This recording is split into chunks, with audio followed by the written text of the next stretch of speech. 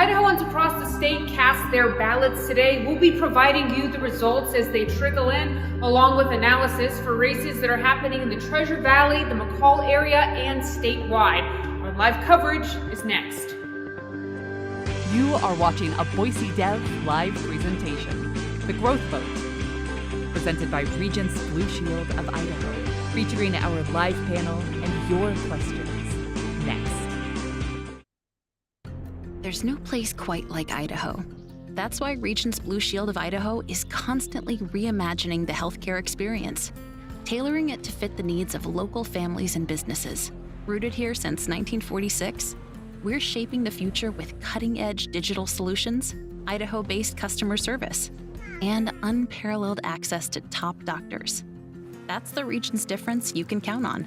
We get you because we are you. The Growth Vote. Here's your host, Gretchen Parsons.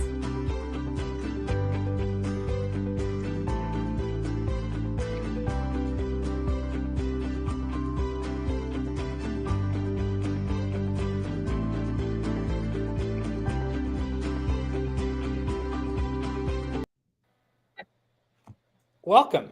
Hey, thanks so much for joining us today at BoiseDev for our live election coverage. I'm Gretchen Parsons, and I'm joined by my co-workers, Don Day, Margaret Carmel, and we also have former Meridian Mayor Tammy DeVere providing as well. Tammy, thanks so much for joining us today. Oh, I'm thrilled. Hi, everybody. It's an honor to be asked.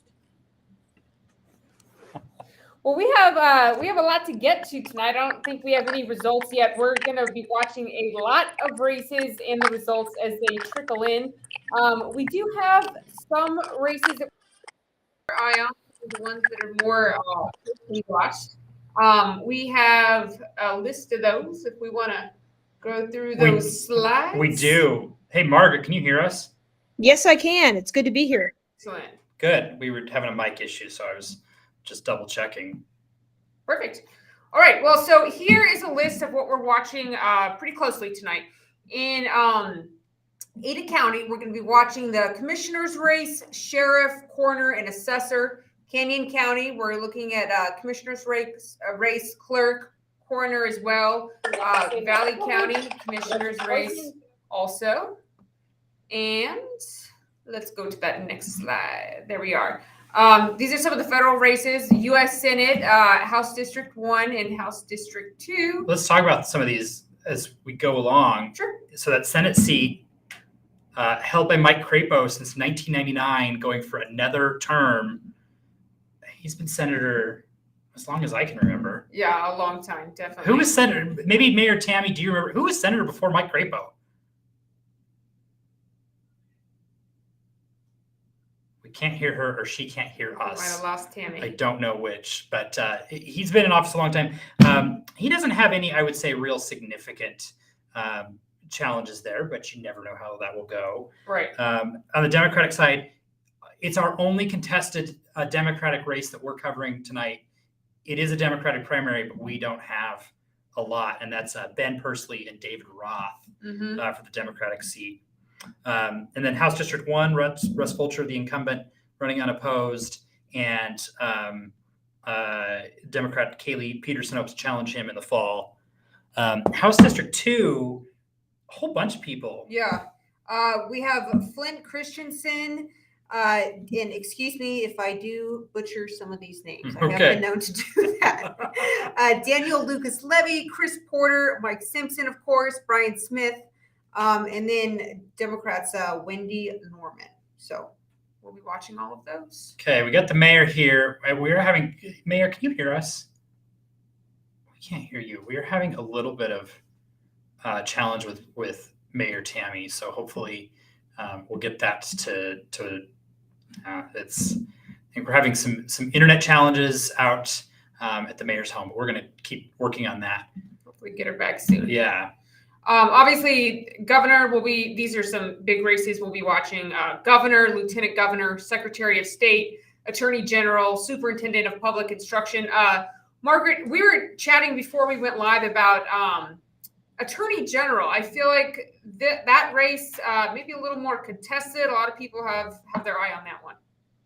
Yeah, the Attorney General's race is going to be very interesting to watch tonight. We have longtime incumbent Lawrence Wasden, who is a more moderate Republican, facing off with former Congressman Raul Labrador, definitely from the further right wing of the party. And that race is very, very tense. We also have Art McComber, another more conservative Republican, challenging Wasden. So I think it's going to be really interesting to see how much of a factor McComber is, because if those two, if the two further right candidates split the vote, that could give Wasden an advantage. So we're going to have to see how that plays out. For sure. And superintendent also, that one could be a little tricky as well. We have Debbie Critchfield, Brandon Durst, and Sherry Barris. So those three we'll be watching that one as well. Yeah, I mean, it's interesting because a lot of these races you have an incumbent who tends to be in the more moderate portion of the Republican Party. And then in many races, you have a further right candidate. Right. Obviously, in the governor's race, you have the incumbent Brad Little. Lieutenant Governor Janice McGeehan is challenging him and has definitely taken a further to the right approach than Governor Little. And really, we're seeing that in a lot of races just across the board, not just at the statewide level, but a lot of the legislative races as well. So it's going to be a big thing to watch to see definitely how that shakes out tonight. Yep. And all of the some of the races in the legislature that we'll be watching closely, Valley County, North Canyon, Caldwell, West Nampa, East Nampa, Eagle. So we'll be watching a lot of these races as well. We've got a lot to keep an eye on tonight. Yeah, and then there's more legislative races too. Whole list of them, and these are really mostly the ones kind of in our coverage area: Ada County, Canyon County, Valley County, and there's some potpourri. I want to say potpourri. I once was on the radio and said "Whores Divorce." So no way. Yeah, no, I did. So potpourri and Whores Divorce. So we've gotten that out of the way tonight. Let's take a look and see if we can get some results. I know that the mayor is trying to get online. I don't know if she can hear us. We cannot see you, Mayor. So hopefully, as soon as she pops up, yeah, we'll get lucky. It might be a computer reboot. I'm not sure. This is going to be funny for a second while we share this. We all come from a certain large television station here in the Valley, and we are not that anymore. Hey, look, it's working. Okay, nice. So let's spin through the some of the results. Let's see if the Secretary of State has started to post results.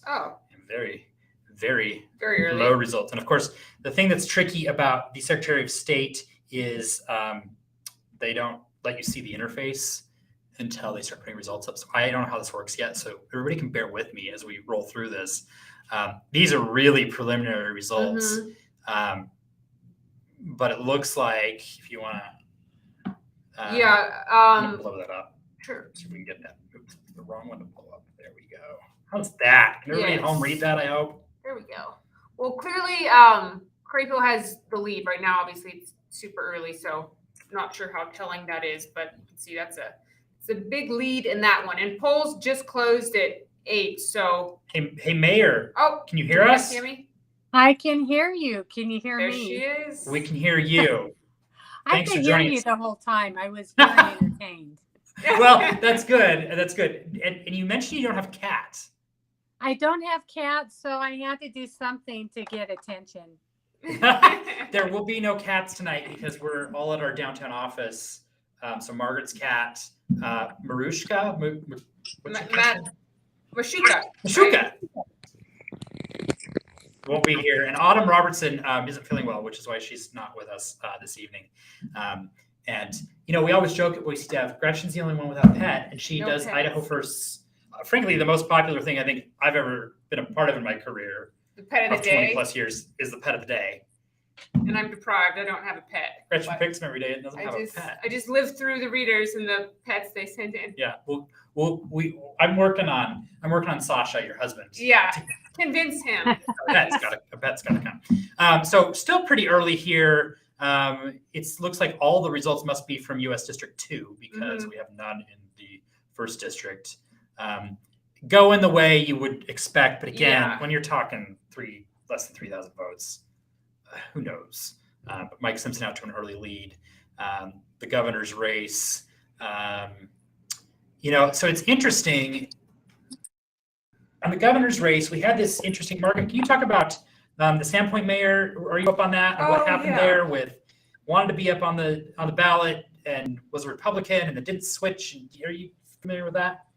Yeah, the Democrats put up a candidate, Mayor Shelby from Sandpoint, to a lot of fanfare. And then on the last day of the filing period, it turned out that he was unable to register because as a Democratic nominee, because he had been a registered Republican and had not switched his party affiliation.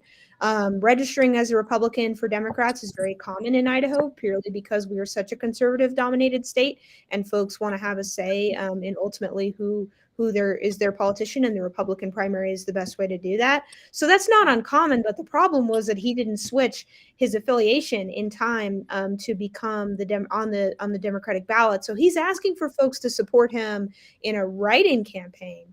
But for now, I mean, the biggest name that's going to be for the Democrats is going to be a gentleman whose name is escaping me, who's a political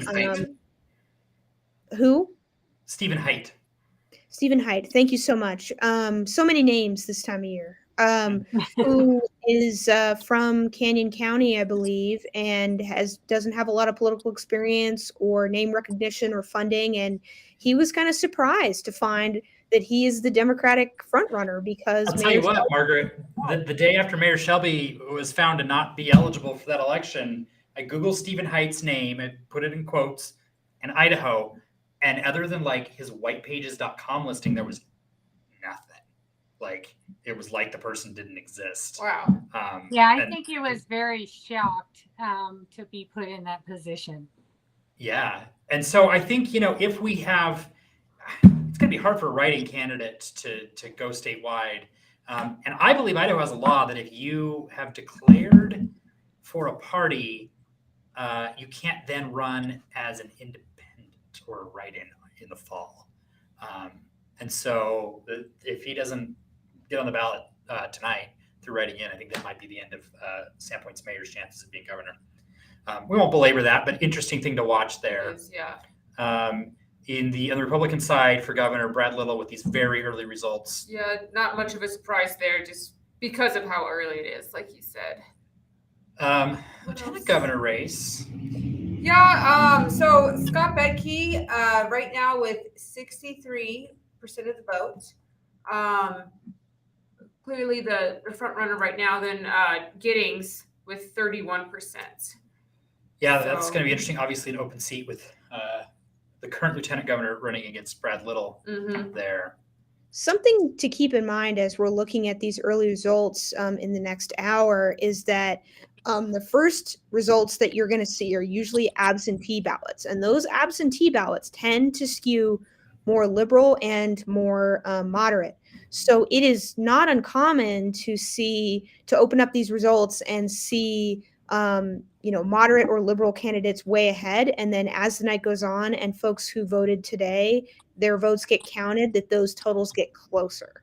So, and there's a lot of absentee ballots at play in this race. So and it's also interesting too, because we don't know where these results are from at all. So these could be all Ada County early votes for all we know. Yeah. We can actually pull up, let's do that, the Ada County results and see if there's anything in just for the county level. And Mayor Tammy, jump in at any time. Don't worry about jumping over people, because if we wait for people to stop talking, we all like to talk. Nobody else will ever talk when somebody starts. I love that every day. So we show for the county, Ada County, they're showing 9,000 ballots cast. So if those are in the statewide results, which looks like it might be, actually, they've got more numbers. We're going to try and be really clear tonight. If we're showing you Ada County results, we'll try and say these are Ada County results. If we're showing you statewide results, we'll try and be clear about that too, because I know it can be confusing, right? Because you see this, Mike Crapo may do better, for instance, in Ada County than he might do statewide. Also, especially like in a race like this one, which is US Rep 2, you could see a difference. So we'll try and stick with the statewide results for those statewide races. But if we pull something up, bear with us as we go through that, because you'll see mismatches as the Secretary of State kind of collates those things. Right. And we'll also look at those county results. Let's look at, I know that Mayor Tammy's probably interested in this, as am I. Let's look at some of these Ada County races, shall we? We shall. Although I'm very interested in the Secretary of State race. I think, elections being available to all is so vitally important. I was going to say, what stands out to you about that one, Tammy? Well, I think there's a clear difference in terms of someone who has the practical and hands-on experience that knows about election integrity and wants to have it accessible to all and without limitations. And the others had proposed legislation last year that really was to disenfranchise or could have disenfranchised a number of voters, including students and military members that would have had a much harder opportunity to vote, as well as those that are mobility challenged or those kind of things. So I think that certainly I worked with Phil McGrain. I have seen how he worked with our city to bring early voting, to bring opportunities closer where people lived. And I think that speaks volumes. And Mayor, I think this is a good time to ask you, did you do any campaigning for any of the candidates this cycle? Was that something that you participated in? Yes, I actually did. I was involved in Trey Burt's campaign. He was running for District 21 Senate. And so I was on his campaign team and had an interest certainly in a couple of other legislative races. So I know that you watched our coverage in the fall, and we talked quite a bit about Trey. We didn't have a lot of races to talk about, and we repeatedly talked about him as you burnt. And I saw him in Sun Valley at the Chamber Leadership Conference, and he was amused by that, which made me feel good because we certainly were not making fun of the city council member from Meridian. Just desperately trying to find something. We were, and I kept saying it was from Saturday Night Live, and I realized later it actually wasn't. It was from Seth Meyers' show, who used to be on Saturday Night Live, which is a show I don't actually even watch. So.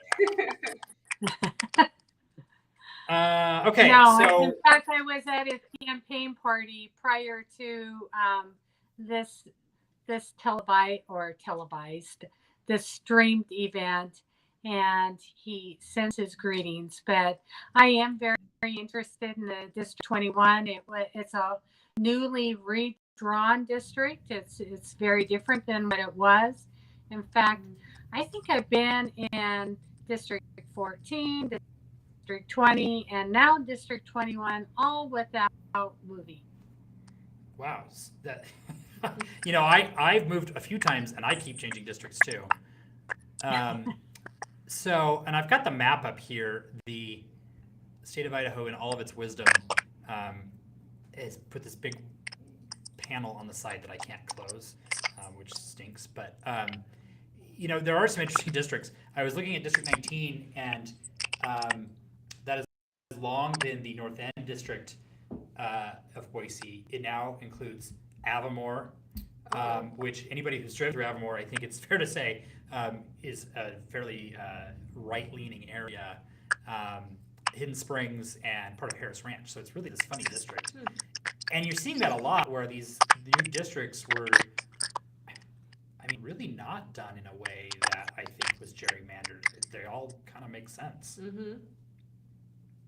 But that is something. Yeah, District 14, it really changed drastically.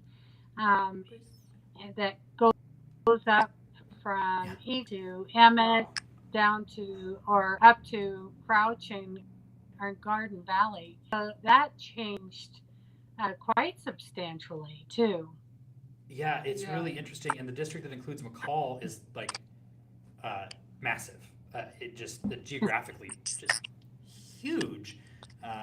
And so, the interests of people who live in McCall and the people who live in, because I'm trying to remember that district, we have that in our graphics.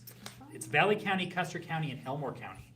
Is people the who entire live in, district? Yeah, Oh, so the wow. people who live in McCall and people who live in Mount Home, not, I would say, very similar politically. Is that fair to say? And part of Boise County. So it's going to be interesting to see how that one plays out. And you're seeing that all over the place. The districts, I think, closer into Meridian and Boise definitely did adjust. When I was a kid growing up, I lived in District 17 on the bench, and my parents have always been in 17, so they've never moved.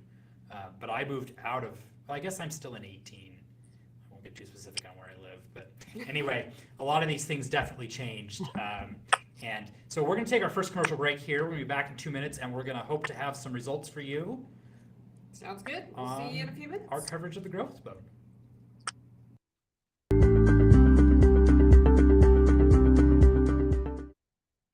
There's no place quite like Idaho. That's why Regents Blue Shield of Idaho is constantly reimagining the healthcare experience, tailoring it to fit the needs of local families and businesses. Rooted here since 1946, we're shaping the future with cutting-edge digital solutions, Idaho-based customer service, and unparalleled access to top doctors. That's the Regents difference you can count on. We get you because we are you.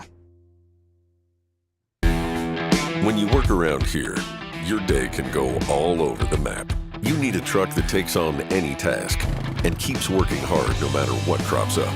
Smart and tough trucks from Corwin Ford make your work easier, whether it's finding your destination or getting to work once you're there. So load up, head out, and no matter where you tow, you'll be on track to get the job done. Corwin Ford, family driven for over 100 years. What powers a community? Friends, family, being there when you're needed most. Idaho Power powers communities with more than reliable, affordable, clean energy. We also power possibility through a commitment to the people we serve and the planet we share. We're Idaho Power, here for moments big, small, and somewhere in between. See what powers us all at idahopower.com. For those of us in the West, the grass is already greener. At D&B Supply, we provide lawn care essentials that work as hard as you do, turning your dedication into a labor of love. For everything you need to live, work, and play in the West, get it at D&B.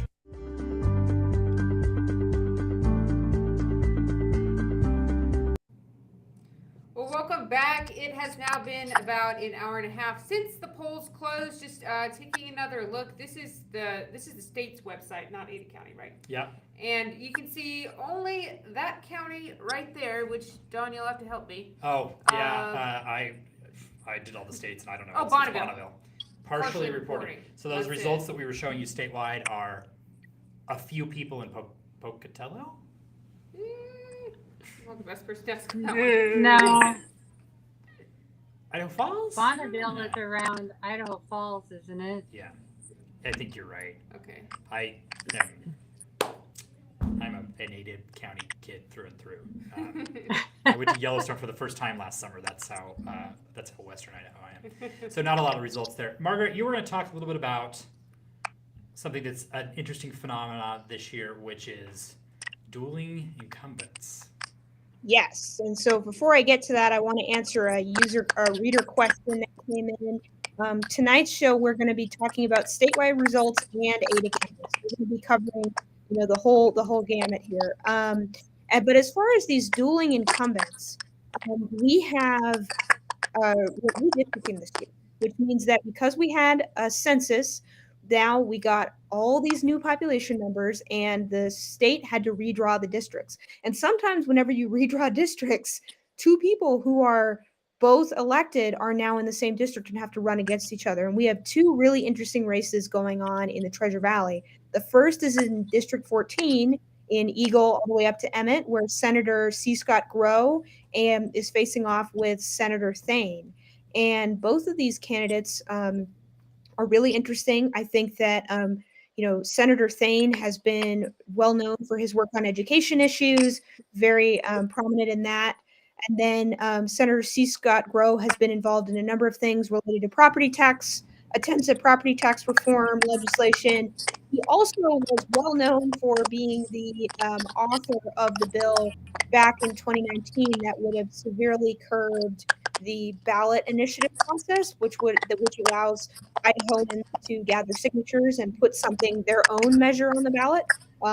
In the wake of Medicaid being approved, that ended up being not signed by Governor Brad Little, but he is connected to that effort. So it's going to be interesting to see what voters in that new district have to say, picking between those two folks.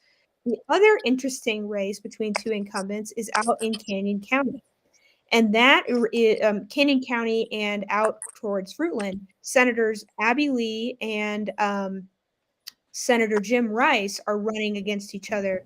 Both are, I would say, more moderate Republicans. So it's going to be interesting to see how voters feel about one versus the other.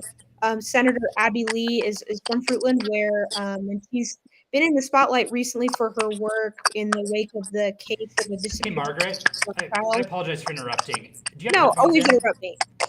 Do you have headphones in? No. Can you put headphones in? Yeah. I know we're aware that we're having an audio issue, and Clicking noise. we're trying to get rid of that and see if we can figure out where it's coming from. Mayor, do you have headphones in by chance? I do. You do.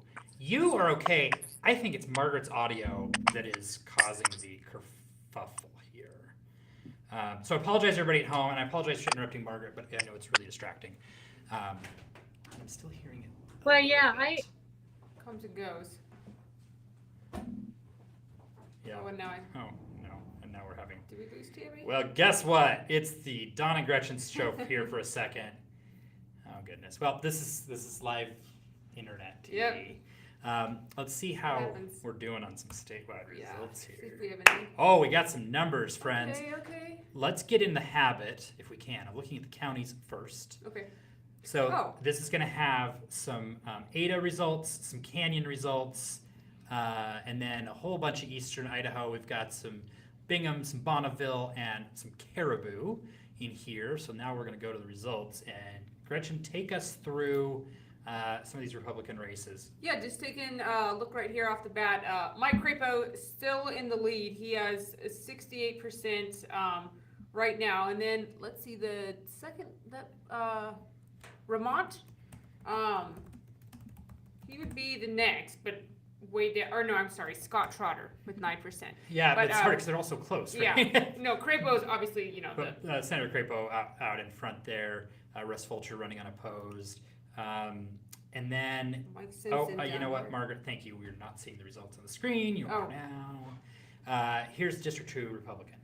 Yeah, Mike Simpson there, big lead, 63%. Brian Smith would be second, but still quite a bit down there at 26%. And again, so we're looking Ada Canyon, Caribou, Bonneville. So a little bit of Western Idaho, a little bit of Eastern Idaho. Yeah. And apologize for all the technical challenges, folks. I know that, everybody's been on a Zoom call. Yeah, right. With challenges. This is basically a Zoom call. Pretty much. And so, Margaret, can you give us a shout? Yeah, I hope my quality is better. Yes, we've solved the clicking.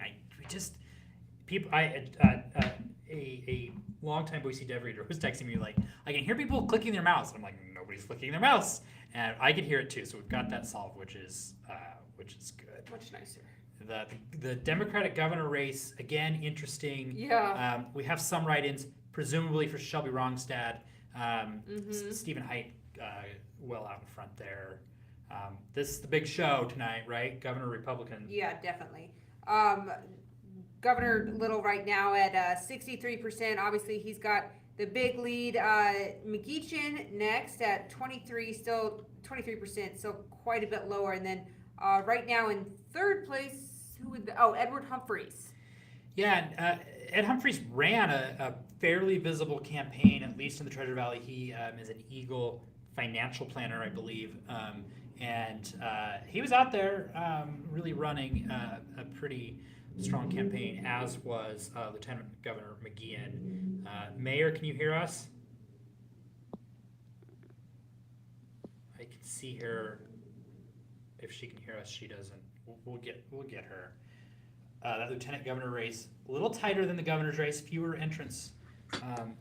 Scott Bedke, the current Speaker of the House. With the clear lead right now. Clear lead. 62%. Giddings, This 32%. is miserable.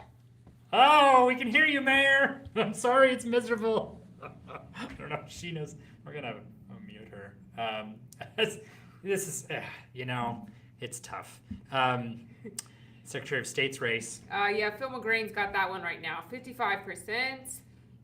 And what else do we have? So we're looking out here. Just a little scroll. This one's an interesting race. Yeah, we're definitely watching this one. Wasden right now, 49%. But still, even with early results, I mean, it's close right now. You have two candidates with high name recognition. Right. A.G. Wasden has been Attorney General Margaret 2001. A long time. Oh, I didn't know it was that long. It's been a long time. Wow. And Representative Labrador gets the honorary title of representative because he was the U.S. Representative for Idaho, one of two, obviously. Mm-hmm. And basically until he ran for governor 4 years ago, Yep. Lost in a three-way race with Brad Little and Tommy Alquist. He came in second in that race. Now running for AG, so both have high name ID. Raul Labrador is the further to the right candidate, and Lawrence Wasden is the more centrist candidate there. So we're watching that one really closely. Yeah. As well. And superintendent. So Debbie Critchfield right now. Oh, that's kind of interesting. 40% of the vote. She's actually in the lead with incumbent Ibarra at 34%. Of course, super early, but that's interesting. Oh, we had the mayor and I lost her.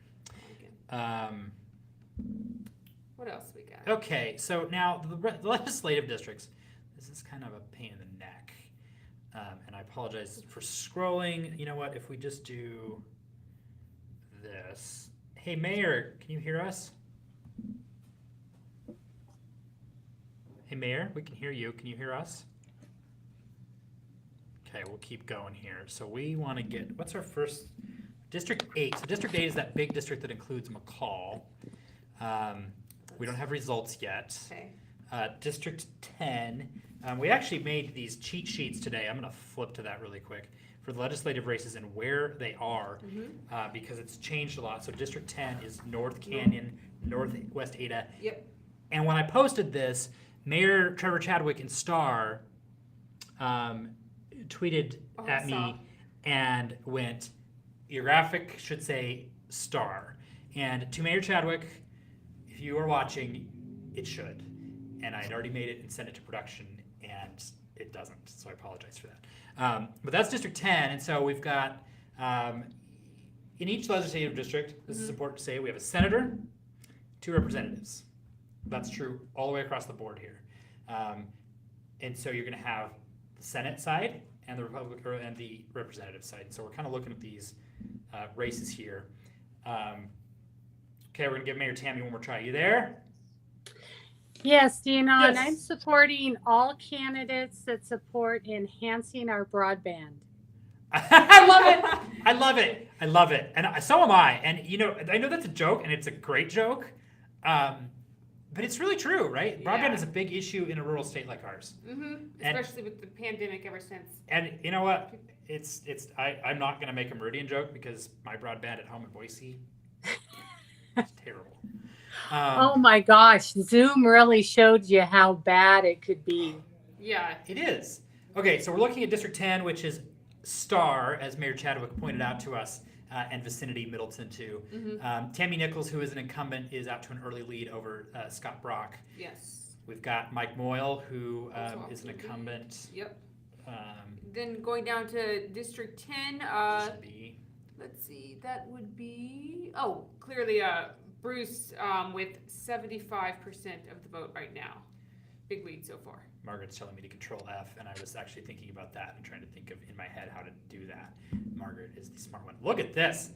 We got Senate District 11. It's the closest one yet we've seen. And that's kind of Greater Caldwell. Greg Cheney out there has had a lot of money spent against him. Is probably the best way to put that. Okay. And right now he's in a pretty tight race with Chris Trakel. Well, and that's really interesting because Chris Trakel didn't do very well in the mayoral race. But certainly I think there are groups that have been spending money against Greg Cheney and for Chris Trakel, but mainly against Greg Cheney. And I think Greg has really shown himself to be a strong voice that votes for his constituents, and it's really sad to see this kind of thing.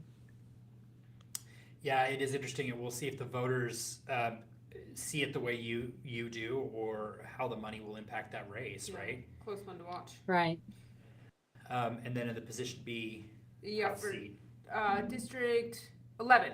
Yeah. Right now, Chris Allgood right now 45%. He has the lead so far. A couple of known names here. Chris Allgood, former Canyon County Sheriff. Or police chief. Police chief, yep, thank you. And is also currently on the Caldwell City Council, I believe. Yes, he is. And Kent Marmon, obviously a long-time well-known name in Idaho politics, too. Yes, but I think Chris really stepped in and has been known as a voice of reason. He has a good reputation, and fortunately, it's showing in these early numbers. Yeah, we'll see where that goes. He's got a good last name. He does. District 12. Let's just read kind of through these quick. Sure, yeah. So Ben Adams right now with 83%. He has the lead there in District 12 over Thomas Netzley. On the senator side. Representatives, District 12. Let's see, we have, this one is a little tighter as well. Jeff Cornelius with 39%. And then on the position B side, Jason Crane. Yeah. Well out front. Yeah, 75. Here's an interesting one. This is kind of the Nampa area. Jeff Agenbrod is the incumbent. And I know a lot of money was also spent against him. And he is currently losing to Brian Lenny early. What's your take on that one, Tammy? If you Oh my gosh, I think that is very sad. I mean, Jeff has been engaged in his community through all kinds of boards and different activities. He has really supported reducing regulations, looking at that really impact Idaho businesses. He serves on Commerce and Human Resources Committee. And here's one of those that increase the needs of broadband. So I'm rooting for him. Had she been in that district, there would have been a vote for that candidate, I imagine. On the position B side, we've got Roten just out in front of Hunt. Barely. Yep. There. We're mostly talking about Republican results tonight. Yeah. Not because we're trying to tilt one way or the other, but as you'll notice as we scroll through these, most of the other primaries, Libertarian, Democratic, Constitution, there's no race. And so the GOP is kind of where the action is tonight. We have our eyes on. C. Scott Crow. Yeah, he's got the lead there for State Senator District 14. Yep. And then Representative District 14, position A, clear lead right now, Ted Hill, 53%. We've got a close race with Gayanne and Josh here over on the position B side. Legislative District 15. Okay, now we're starting to get into the Ada County side of things. This is Northwest. 15 is a new district that has a portion of Meridian that they represent us. So this one became one of those races of interest. Yeah, and it's right now a dead heat. Cody Galloway and Fred S. Martin. I'm going to hit refresh right now. Yeah. Oops, on the correct window. Let's not kill the whole live broadcast. And remember that Cody is coming from the House, and Senator Martin has been in office in the Senate for quite some time. Yeah. And Dorothy is a new newcomer to the scene. I listened to the Chamber Forum, and it was very interesting hearing all three of those candidates. Yeah, that's going to be an interesting race. It's close right now, and Yeah. it's always interesting when you have people that are both serving coming in, and we're having some of that through redistricting, and then people trying to move up from the lower chamber to the upper chamber as well. Yep. Legislative District 16. I'm going to mention this. We won't probably talk about it again. Dennis Mansfield, who was a big voice in Idaho politics on, I think what was at the time in the early 2000s was called the far right of the party. I don't know that his positions are as considered as far right as they are now. Mayor, I think Dennis, is that right?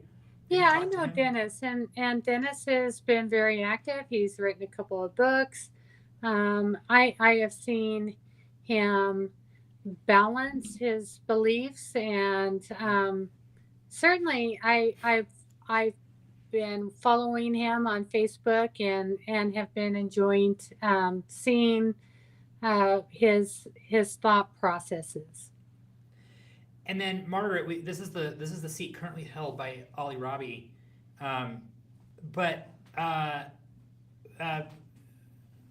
was there some whispering? Did you hear that maybe there was going to be another entrant on the Democratic side? I know that John McCrosty was looking at running and isn't running for anything this cycle. Did you hear anything there? Yeah, I heard some rumors at one point that Representative John McCrosty was going to try to jump from the House up to the Senate and challenge Robbie, but that never happened, and I never got the story behind why or exactly what was going on with that. But if that had happened, I think it would have been a very interesting thing to see, because it's so rare for Democrats who are very limited on power in Idaho to waste resources challenging each other, particularly on the state level. I mean, that's different in places like Boise, where municipal politics is the big show. But as far as legislative races, you don't really see those intense primary challenges, and so that would have been interesting. But no, just so far, it's just Robbie running, and we're going to see what happens in November. Well, and I had kind of mentioned that possibility to another person in Democratic politics in the state who I ran into, and they just kind of gave me a coy look, and they said, we keep our disputes in-house. So we almost got a primary there. We didn't. But this will be interesting because you are going to see Ollie Robbie and Dennis Mansfield, two well-known names, run in the kind of that northwest Boise North End district. We have races that are unopposed here, but on the position B side. Yeah, that one, Jackie Davidson right now 48%, but leading it would be Richard. He has 51% of the vote right now. And Jackie's run before. She ran for that same seat back in 2020, I believe, because I recall interviewing her. So she has done this before, but was not successful at the time. Okay. And then District 17 is a lot of status quo here. We got a lot of unopposed races there. District 18, this is the seat on the Senate side held by Senator Janie Ward Engelking. Dan Bridges challenging her there. On the rep side, you've got Alana Rubel, who holds the seat currently. Mary Kate Joseph will challenge her. And then Brooke Green holds the position B side. Megan Conrad Landon will be the GOP representative. GOP, not representative, that's the wrong word there because that means something else. GOP person on the ballot in the fall. We talk about 19, looks like some unopposed here. Yeah, we have Blair Moss, unopposed there, and Melissa Wintrow as well. Melissa Wintrow holds that seat. Lauren, I can never, Necochea, that's Basque, isn't it? I think so. Margaret? Maybe. I'm not sure. I'd have to ask her. I think it is Militia Christian running against Chris Mathias, who holds the seat, and James Faso to challenge District 20. We got some races here. Here we go. Yeah, District 20 is kind of a hotly watched race. It is. They have been really solidly attacking Senator Winder. The three opponents in each of these races, or the opponent in each of these races, they have been associated and involved with the Conservatives of group in Meridian. None of them have filled out a candidate questionnaire. So I've heard when I've gone door knocking, people don't even know who some of these people are. And it is really hard to find that information on the League of Women Voters site, some of the newspaper sites. So these have been very much watched in what's going to happen. Let's talk about Conservatives of for a minute. And so they are a federally registered PAC, and they've been reporting their donations up to the FEC, the federal level, and spending in state races. The Idaho Capital Sun had a great story. Kelsey Mosley Morris wrote a story talking about this group, and because they're registered at the federal level, they don't report to the Secretary of State, and the federal requirements for filing are quarterly, and so we aren't seeing sunshine on those races. There was legislation in the last session that passed through the Senate. Overwhelmingly, I think there's only 4 votes against it. Wasn't brought up for a vote in the House. That would have fixed that. Conservatives was a big factor, as Margaret knows and as Gretchen knows, in the Meridian Council races last fall. And Mayor Tammy, I know you watched those closely. I know from talking to a lot of people in recent months that there was a lot of surprise. Obviously, the incumbents, Luke Kavanagh, Trig Burnt, and Joe Borton, all won, but it was pretty close. And in one case, Adam, what was the guy's name? Adam, who ran against Joe Borton, didn't have an active campaign. Our reporter got a hold of him once, and he was scared to talk to Autumn. Autumn told this story about how he put the phone down and was like, oh my gosh, oh crap, what do I do? It was super awkward. And she heard him? And she heard him, and then he wouldn't talk to her again, and nearly won. Are you feeling that impact of that kind of Conservatives of money and Facebook action out in Meridian, Mayor? Well, I think they operate pretty underground. You don't see a lot of signs out on some of the doors I knocked on, and people I've crossed on the streets. They were sent a list, and that is the list that they voted for. I know who is on the list. It's the Conservative of candidates, but they're doing a lot of their networking and getting the words out. I think in different ways than what you've seen in traditional campaigns. Yeah. So it's been interesting. I kind of saw a little of that last fall, and I told the candidates, you need to be working. And, at the city council races, they weren't used to having that level of involvement in city council or in campaigning. So it is changing the dynamics of campaigning, at least at those local low turnout or low voter turnout races. Although another impact of that was that you combine the school elections, the school board elections, and I think that was an influencer as well. I agree. Well, it was interesting. Mike Hahn, I will say to his credit, last fall, Mike Hahn did talk to our reporter Autumn Robertson for our story. We didn't do stories on these legislative races this cycle because, and I'll just be transparent, there were so many and we didn't have the resources to get to all of them. But he's running again now for that position B seat in an area of primarily Meridian there. So we watching those. Council member Burnt he told Autumn that if he wins in the fall, he will leave his council seat for That's right. the Senate. Yes, he will. Yeah, he's currently leading that Butterworth. And I would say, it's interesting because Marianne Jordan in Boise was a council member, a member of the Senate, and on the Capital City Development Corporation board all at once. And so there is some precedent, and there are a smattering of local municipal officials also serving at the State House.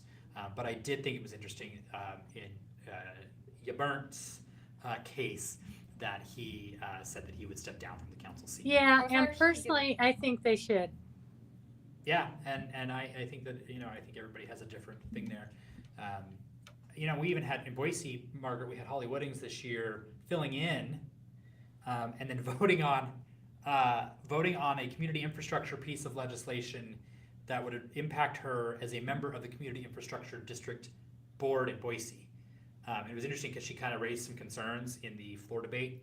I did a story on this. It was the only legislature thing I covered all year, so I can talk fluently about this one thing. And she weighed in on the floor debate kind of against the CID thing, and then ultimately voted for the legislation that will impact her. So that was kind of interesting. Okay, now we're in District 21. 21, so Central Meridian? Central Meridian. Well, Mayor Tammy, what do you 21, think of some of these races? the House seats, and both of these seats were open. They did not have an incumbent. Those two incumbents were impacted by the redrawing of the lines and fell into District 22. So these were two open seats. And so, these were kind of unknowns as well. Certainly in seat B, Jeff Ehlers has been very involved in the Republican Party, in the Republican Central Ada County officers, and he's just a solid guy. Caleb worked for Congressman Fulcher and a couple of other legislators. He's pretty young, and I think that he has good ideas, but I don't know yet if it's his time. But Jeff is just a solid individual. The four in seat A, they all have their circles of influence, and I think three of the four, I didn't see much of Tyler Ricks, but Dom Gelsomino, James Petsky, and Tara Pugmire, they all worked hard, all three of them. I saw James and Dom knocking doors almost every single day. So there was some hard work by some of the candidates out here in District 21. Okay, so I believe there's some updated numbers. I wanted to look quickly at 23, which, Gretchen, remind me, Let's see, is South Ada, South Canyon, Yes. and Owyhee. Todd Lakey has an early lead over Steve Almer. This race, a lot of participants: Durant, Knopp, Law, Payne, and all really close. Durant with a bit of a lead. And on the position B side, you've got Sean Laughlin out to an early lead. So I know we have new results. We're going to flip back up to the top here. And Margaret, is there a button for go to the top? Because that's what I need. Counties are voting. So we got 2.3% of the statewide vote. We have a little bit more here. We've got Nez Perce County all in. We've got a little bit from Kootenai, which is a big county, big for Idaho. Some Bonner County vote, and then again Bonneville, Bingham, Caribou, Bannock. I feel like I'm going to start singing that song in grade school. Cascia, Ada and Canyon. So you can kind of see where this vote's coming from, which is helpful for me and hopefully for you at home. And Gretchen, if you want to kind of guide us through these statewide races. Let's take another look at that. So let's see, for Senator, United States Senator, Democratic, we have David Roth right now. He's in the lead. He's got 58%. And then for Republican, we still have Crapo. He's definitely in the biggest lead. Is this better? Right now. I think that might be better. Can you see that better? Yeah, that's okay. Fine. Let's see, what else? We're going down here to Rep 2, U.S. House Rep 2. This is Mike Simpson's seat. Big lead there. Yeah, Brian Smith. We do have some Kootenai County in. We do have some Eastern Idaho in. We do have some Canyon County in. Early results there. The incumbent probably feeling good right now. Mm-hmm. You know, Mayor, you've been in these races. I can't remember the last time you had an opponent. Obviously, you didn't run last cycle. What's it like when you're at this point of the evening where you've got some results in and you're maybe on top and you're feeling good, but are you nervous? I think you feel, number one, relieved, especially if you worked hard and you did absolutely everything you think you could. But yeah, you're nervous because the numbers do change. As Margaret was saying, there's some there's differences between the early voters and absentee voters, and when the different precincts come in, we have some precincts that are more conservative than others, and so it's never, you never take anything for granted. I remember when I was at Channel 7 and we would do election coverage, we had Dr. Jim Weatherby from Boise State, and I haven't seen him in a number of years, but he was a political science professor at Boise State, and I think well loved by many in this state. I used to produce the Viewpoint program, and I just adored having him on. And he always wanted that precinct level data. And even when we were talking statewide, he's like, yeah, but what are the precincts? Give me the precincts. And I'd be like, I don't have the precincts. Because it really does play a big factor in what's going to happen. That Democratic governor race, we do have some write-ins, 1,800. That's a lot of write-ins. And I wonder why, I was going to say, I guess you can write in anyone, because I was going to say, how many people is that? I guess we have no way of knowing. We don't know how many of those are for Mayor Rongstad in Sandpoint, but probably the lion's share. Yeah, because he was running Instagram ads that I saw. Yeah. The governor's race for the Republicans. This is kind of the one we're all watching tonight. Yep. And we're going to scroll past Ed Humphreys there. Apologize to put Governor Little and Lieutenant Governor McGeehan on the screen. And so far, Governor Little out to a big lead. Lieutenant, I will say, pro-life is a perennial candidate. He's run as a Republican a number of times. Is that his name? His name, he was formerly known as Marvin Richardson. He legally changed his name to pro-life. He's been doing this for 15 years, I would say. Running on the ballot as pro-life. Obviously, I would guess that's a political stance. And he's running in the constitutional party, and so he would be on the ballot for lieutenant governor this fall. Terry Pickens Manweiler will be the candidate there. So the LG race for Republicans, Speaker Bedke out to an early lead. Yep. Representative Giddings getting a lot of votes, 16,000 votes. And again, real early. This could change over time. Yeah. Look at that Secretary of State race. Phil Grain. Ada County Clerk out to a pretty substantial lead. Okay, we're going to take a break. And we actually want to look at one more thing, which is the Attorney General. Yeah, let's check that out. And the incumbent is on top with a slight lead there. Yeah. We're going to take a break, and when we come back, we're going to reset and talk about where we are. See you guys soon.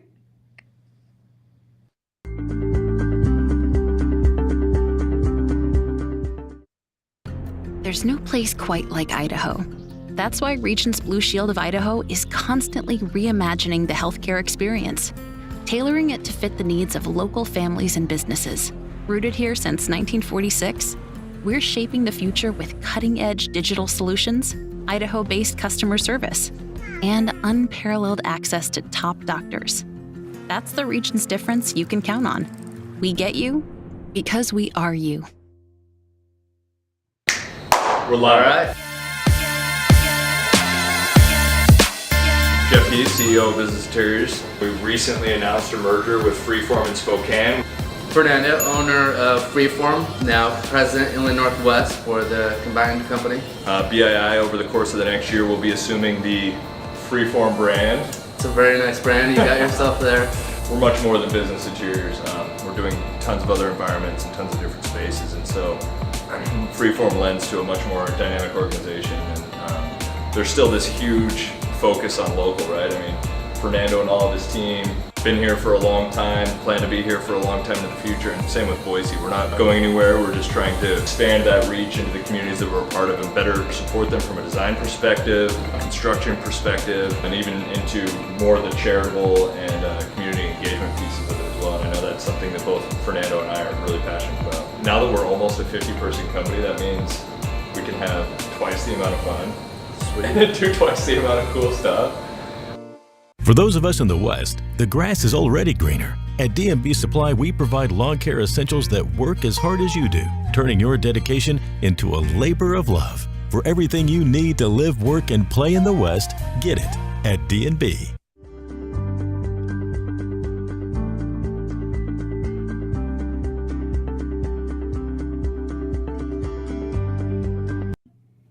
All right, welcome back. We're gonna cut over to that Ada County page and take a look at some of the races there. Let's. What do you want to look at first? I think we'll start with what's on the screen. Yeah. How about? Oh, I can't see. So county commissioner. Oh, there we go. Gretchen, I just got progressive lenses. And I hate to break it to you, friends. I'm just trying to process what I'm looking at. And I know I'm your boss, but I think you're going to need to get some progressive lenses. You might be too young for them just yet. I got them, and so I had glasses my whole life. And the eye doctor is like, so I have bad news. And I was like, okay. He's like, so not only do you have terrible eyes, but they're also aging more quickly than usual. And so you're going to have to get progressive lenses. And I was like, okay, not bifocals, right? Yeah, my eye doctor said, I have good news and bad news. The good news is your eyesight is the same. The bad news is you're older and it takes longer to focus. Right? I will say, I was getting tension headaches. My wife was like, you've got to go to the eye doctor. And I was like, I don't want to go. Anyway, we won't belabor the point, but here's the races. Maybe I'll be going soon. Let's see. Okay, so here we go. This is Ada County's website. County Commissioner, 3rd District.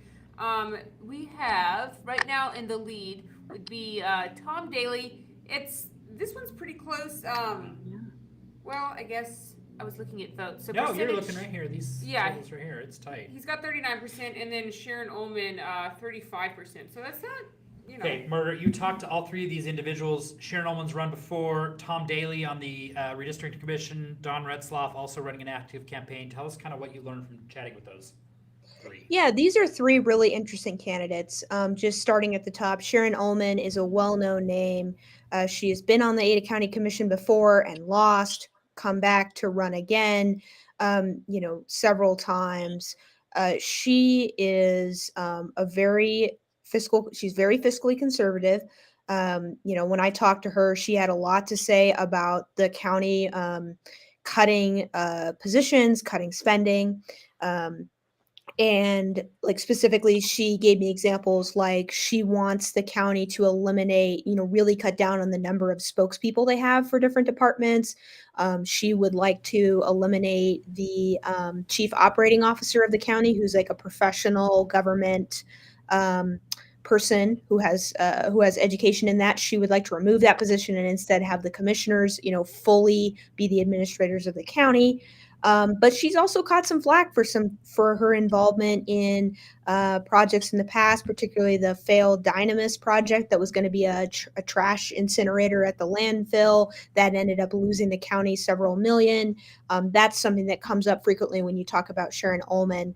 Tom Daly was a longtime legislator. He also worked in the Department of Agriculture and Health and Human Services for several Republican presidents, including President Trump. Then he served in the Idaho legislature, and now he is running for Ada County Commissioner. When we talked, he had a lot to say about finding ways to, be tough on crime, but also find ways to keep people out of the Ada County Jail, to reduce spending and help people not return and reoffend. He also was really focused on the county's zoning code rewrite, and others, sorts of run of the mill, run the business type of work. He was really focused on that. Dawn Retzloff is a political newcomer. She moved to Idaho from Southern California relatively recently. She's a former longtime police detective, and she talked a lot about, wanting to be, more fiscally conservative, but she also described herself as not a fiscal hawk. She said a couple times at an Ada County Republicans event, I believe in deferred maintenance. I believe in spending on unnecessary projects. So she was trying to differentiate herself a little bit from Ullman. When I talked to her, one of the issues she brought up was that she thinks that the county needs a new jail, or an expanded jail, but she doesn't. She thinks that the county should try to use certain measures like impact fees and other things to keep that bond number lower.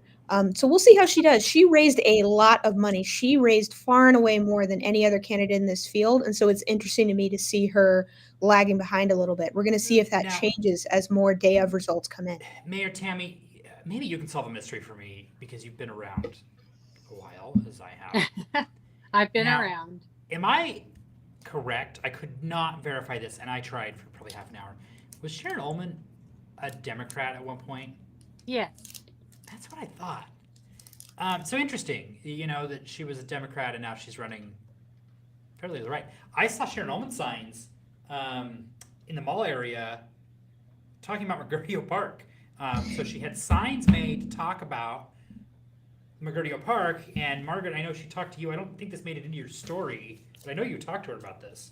We won't spend too much longer on this, but... Yeah, so a big issue of Sharon Ullman's is that she believes that the county should take possession of McGurdio Park, which is a large, if you haven't heard of it, it's a large park. Don't read BoiseDev if you haven't heard of it. I know.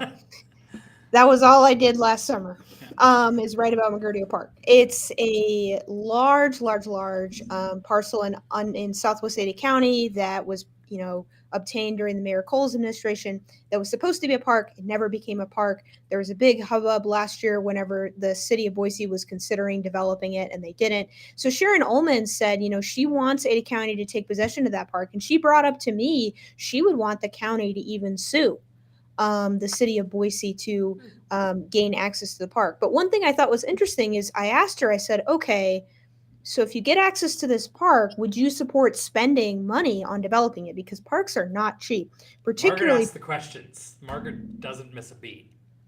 Sorry, what?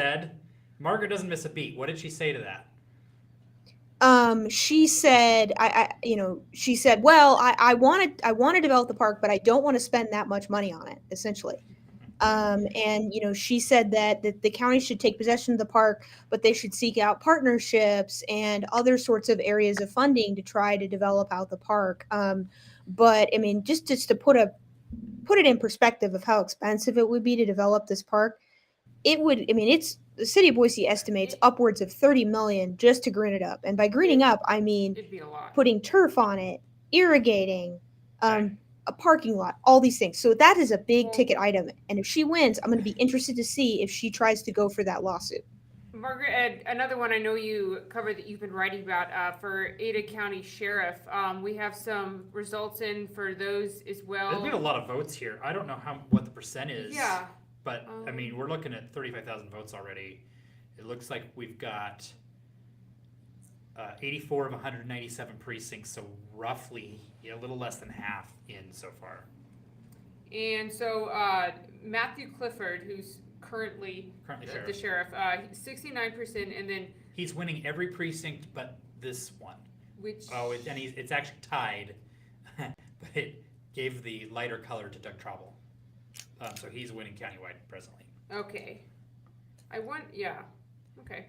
County clerk is unopposed. Let's look at this assessor's race. Yeah. And Mayor, jump in if you've got thoughts too. We all got to jump in here.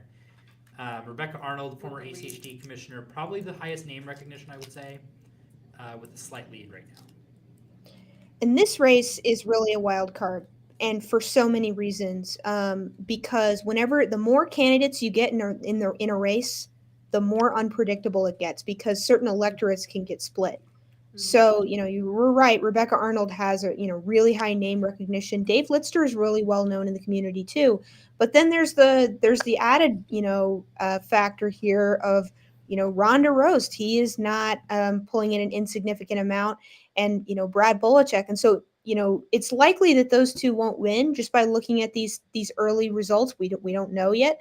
But those two, the fact that there's 4 in this race, I mean, that's going to pull some votes away from either Lister and Arnold, which could make the difference between the two of them, one besting them or And one besting the other. We will also have a race in the fall with the Democrats, the Democratic Libertarian Constitution challengers too. Right. And it'll be interesting to see, that commission is teeter-tottered back and forth a bit. Frankly, and Mayor, you can probably speak to this. That county commission seems to change its political makeup every 2 years in some just dramatic ways. Do you think that's fair? It has swung, but this would not be the first time all 3 seats are Republican. Certainly, it represents at least the west side of the county that tends to be a lot more conservative. Yeah. So it will be interesting once you see how the dust settles and that how it moves forward into the fall. It'll be interesting for sure. Let's take a peek at coroner too. Yeah. I'm curious about this one. So Sherry Durst right now 45. Oh, this is actually closer than I thought. She has 45 right now. Rich Riffle 54%. I interviewed both of them when I did the story on coroner, and something I thought that was interesting. So Dottie, of course, the Democrat who's been in office. Dottie Owens. I don't want to speak wrong, but either 2016 or 2014. It's been a while. Maybe Yeah. 2014. Okay, so she's been in took over office for Urban She's Song been for in for 8 better. years, I think. Yeah. Well, so both Sherry and Rich, they said the same thing. They they have experience that they think will translate into the field, but both of them admitted they're like, I mean, there'll be a learning curve, if I'm elected. And something Dottie said, I interviewed her as well, and she was like, this is not a learn as you go job. And which you would expect, right? Sure, she's going to be fair, the incumbent. she's the incumbent. Yeah.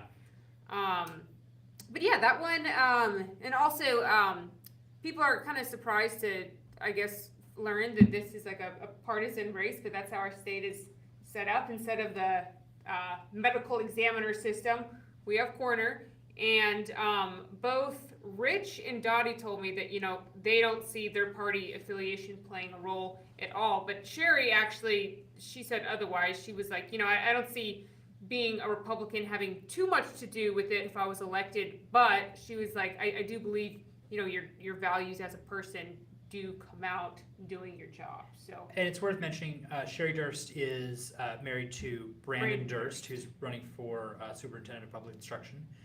So we have a husband and wife team running for office. And actually, Pro-Life his wife is running for an office as well. I just can't remember which one.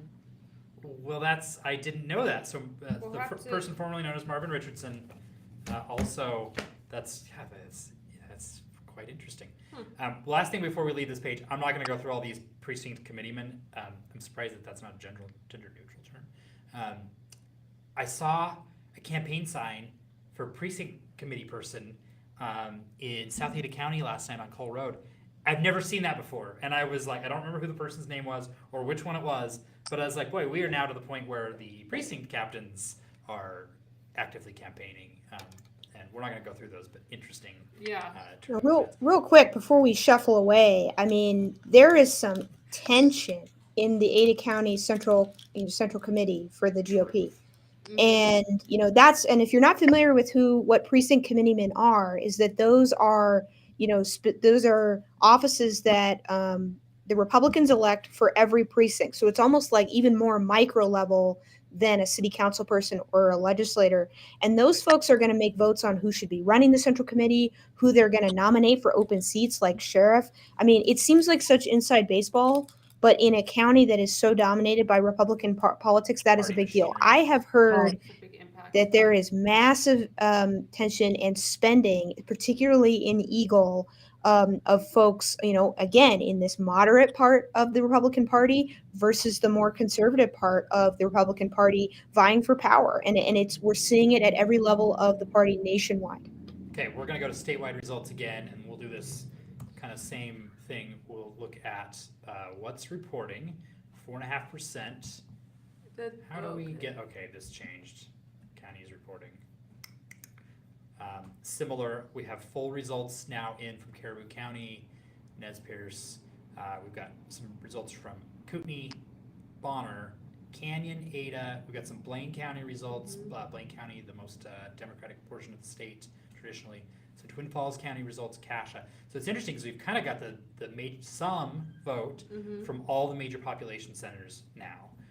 So we're going to start to see, I think, some trend as we go to the results. And Gretchen, take us through what's going on. All right, let's check it out. So we'll start out with, for U.S. Senator, the Democratic Party, David Roth, he's got the lead right now, 57%. Mike Crapo, still the big lead in that one. Let's see, what else? We're skipping a lot of these that are uncontested. Yeah. That's why we're scrolling past them. Okay. Mike Simpson, big lead there. There was a lot of money spent in this race. Brian Smith is a medical debt collector. He has run before for something. Does anybody remember? He ran a lot of money spent in this race. And a lawsuit associated with that. That's right. Talk a little bit about that. Well, I think the Idaho Republican Party stepped in and said to the local Central Committee, you can't be endorsing candidates, and especially when they're out raising money and telling their contributors that they won't back candidates until they get through the primaries, which is what every Central Committee does. They don't get in the races until after the Republican candidate is decided. And that they kind of went rogue and lied. And I think a lot of people felt cheated with their contributions. And was that in particular because Mayor? Brian Smith was on their board. Which county was that, Mayor? Do you remember? This is Bonneville. Bonneville, yeah. So interesting. I will say, listening to KBR radio the last few weeks and listening to the political ads, just a lot of ads for both Mike Simpson and Brian Smith, both from the candidates and from PACs. And it's interesting because there is a American Dental Association PAC that spent fairly heavily for Representative Simpson, both on radio, television, on Facebook. And it's interesting because in the ads, they referred to him repeatedly as Dr. Mike Simpson or Dr. Simpson. And he is a doctor, he's a dentist. You don't hear him refer to that very often. And so I did not know that. Right. And so a lot of money spent for both of those candidates. Let's look at the governor's race. A lot of folks writing in. More than usual. I think Stephen Haidt will take that, but I think so too. Let's look at the big show here.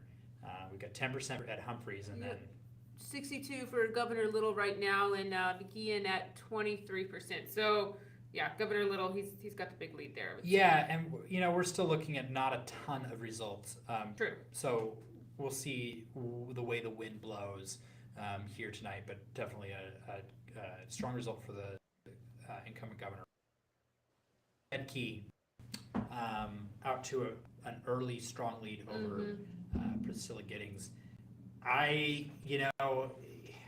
Texting sources and talking to people in Republican politics around the state, I'm going to just tell you the consensus that I've heard. Okay, do tell. And this is just me mashing up lots of conversations. the consensus that I've heard, and some people have access to internal polling, and so they know more than just guessing, is that Governor Little has a pretty strong chance of winning, and is the favorite by far. In the lieutenant governor's race, there has definitely been some nerves for people who are supporters of Scott Bedke about Representative Giddings. I had somebody tell me today that they thought that people might be surprised at how well she did. Some people said that they thought she could win. Speaker Bedke has been the speaker in the House for longer than anybody has ever held that seat before. So a well-known entity in Idaho politics. He's campaigned hard. Pardon me. In fact, I've seen him at a number of events, disparate things that I've been at, things not related to politics. He's popped up and has been present. He was at the Boise Chamber Leadership Conference and spoke. He was at an event for tech startups here in the Valley. He was here. He was at an event for venture capital here in the Valley. Things that had nothing to do with our coverage of politics. He was there, so he was really out in especially the business-friendly circles. And then Secretary of State, I have heard people say everything that you can imagine, and Mayor, you can jump in too, because I know you're having these conversations. I think people who are supporting Phil McGrain have been nervous. I know early on in that race, none of the three candidates had a lot of really high name ID statewide. Obviously, Phil McGrain, really well known here in the county, especially to those of us in the media. In fact, he. So I'm going to say something that's kind of funny that I haven't talked about before. Phil McGrain held a campaign event in this building, in this room here. Our BoiseDev office is in this building. And I have never been to a fundraising event for a candidate because I'm a journalist. And that's not appropriate. I don't donate to candidates. Right. And we don't talk about who we vote for here. But the event was in the building, and the people who were organizing it said, "Come on down." And so I did, and it was really interesting to me to hear how a candidate speaks to a private fundraiser. And I won't characterize a lot of that because I don't want to break anybody's trust. But it was interesting to hear Phil McGrain talk to people he was trying to get dollars from. For me, just as somebody who's interested in politics, especially local politics, to hear that. But I will say a lot of people were very worried for him on his side. Dorothy Moon spent a lot of money. Mary Souza has also been pretty active. But right now, early, Phil McGrain out to a very strong lead. Big lead. A lot of money also has come into this race, PAC money and all sorts of things. Mayor, I know you've been interested in this race. What do you have to add there? Well, certainly I'm interested in it. Again, I'm interested in election integrity, and I think the person that knows how to run it is the one that actually runs campaign or runs the elections. But I think more the concern was if you watched any of the debates or the candidate forums, the two opponents to Phil, the two current elected officials in the legislature, they were beating up on him. I mean, it was so uncomfortable. And he's such a nice guy, and he just stood there and took it. And I think it made people uncomfortable because he is such a good guy and he's so qualified to make a difference, and he's so enthusiastic about the things he wants to do to increase participation and transparency and the integrity of the election process. It's interesting because he ran for this seat 4 years ago. He did not win, and it was interesting because was it 4 years ago? Yeah, 4 years ago.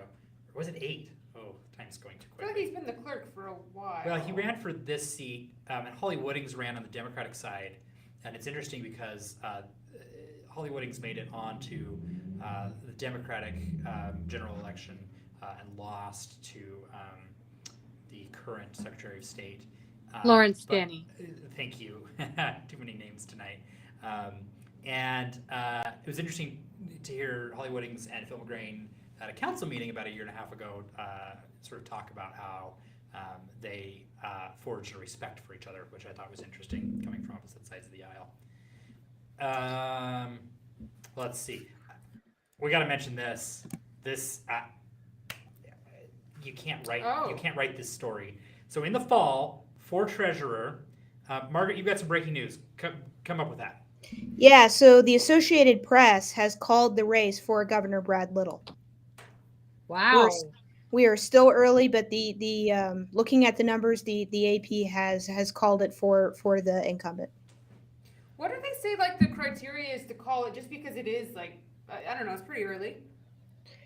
I'm not an expert, but I think that the way that they do it is it's some sort of formula based on the number of votes and the precincts and where they're coming from. It's basically like looking at the probability that someone could pull ahead. I see. Again, I'm not an expert on that because I've never worked for the AP, but I am seeing that they have called it. Okay. Yeah, and the AP National Desk probably will call, I would guess, will make calls in the governor's race, the U.S. Senate, and the 2 U.S. House seats. They probably will not make calls in other races, just based on what they've done in the past. So that's significant news. Brad Little is the candidate that you'll see on the ballot in November, the incumbent for governor. Yep. And so, what does that mean for McGeehan then, as far as being the LG as of right now? Yeah, I mean, she will still be lieutenant governor, right, until January. At which time her career in politics will end, at least for the time being. Yeah. She can run again. She took a break between her time in the House and her run for lieutenant governor, I believe. Her and her husband own a bar in Eastern Idaho, and I would imagine they'll continue to run that business. Well, and I think they own a couple of other businesses too. I believe that's right. Okay. I think the one that gets all the attention is the watering hole. But so that's some significant news, and it's interesting because we talked about this early. We haven't spent a lot of time on it this evening, but we do definitely have in the Republican primary a set of candidates further to the right, as I point left, further to the right and more centrist in the Republican Party. And for the races we have called so far, just the governor, we have Governor Little. But what's also interesting is the early results in some of these other races. Let's look at this for a second. So, Margaret, you said the AP called Brad Little's race. Yep. He beat Janet. He is up ahead of the lieutenant governor 62 to 23. So we could then extrapolate that to the LG's race. Again, I don't believe the AP is going to make a call in this race, but the results are very similar. Yeah. Now, there's fewer candidates here, which changes the math here. But one could make the argument that this race may also be callable for Scott Bedke. We're in the business of making calls here, but that is something to note.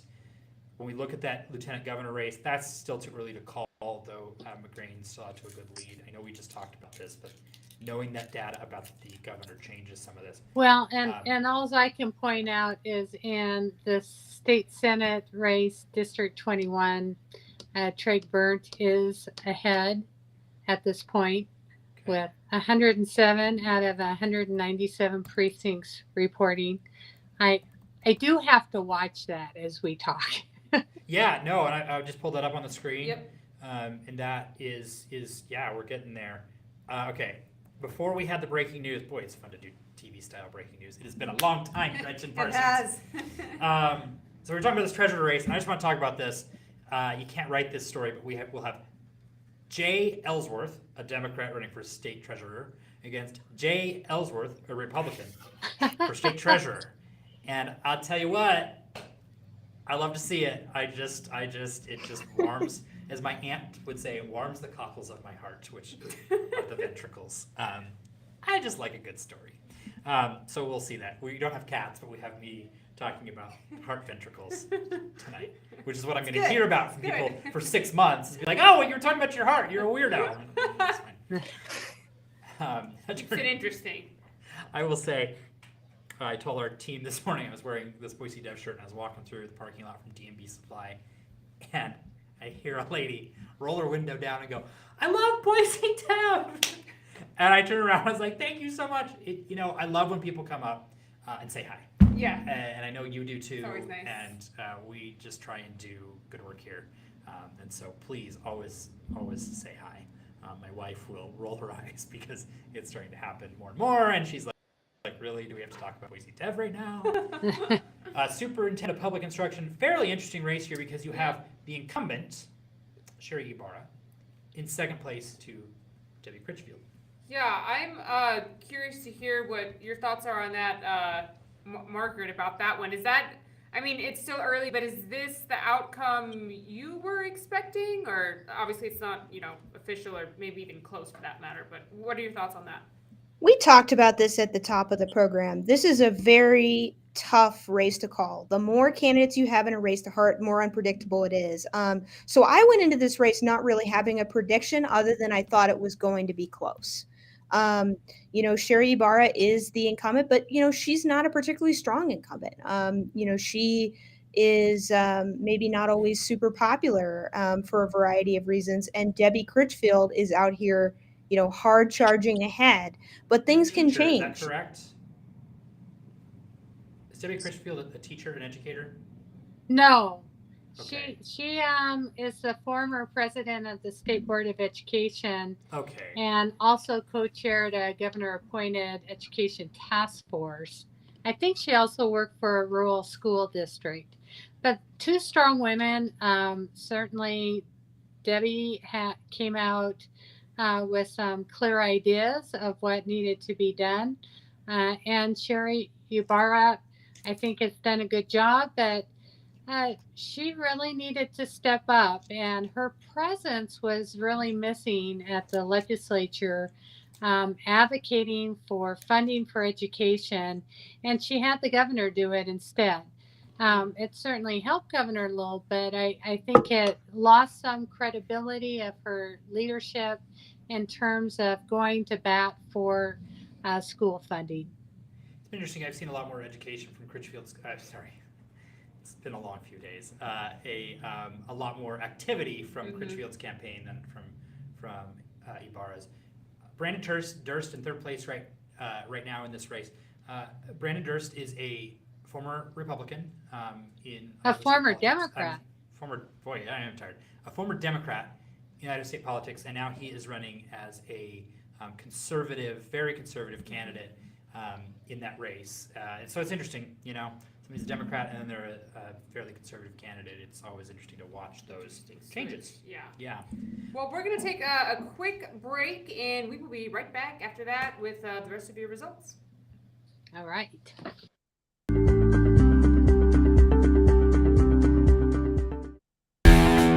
When you work around here, your day can go all over the map. You need a truck that takes on any task and keeps working hard no matter what crops up. Smart and tough trucks from Corwin Ford make your work easier, whether it's finding your destination or getting to work once you're there. So load up, head out, and no matter where you tow, you'll be on track to get the job done. Corwin Ford, family driven for over 100 years. What powers a community? Friends, family, being there when you're needed most. Idaho Power powers communities with more than reliable, affordable, clean energy. We also power possibility through a commitment to the people we serve and the planet we share. We're Idaho Power, here for moments big, small, and somewhere in between. See what powers us all at idahopower.com. For those of us in the West, the grass is already greener. At D&B Supply, we provide lawn care essentials that work as hard as you do, turning your dedication into a labor of love. For everything you need to live, work, and play in the West, get it at D&B.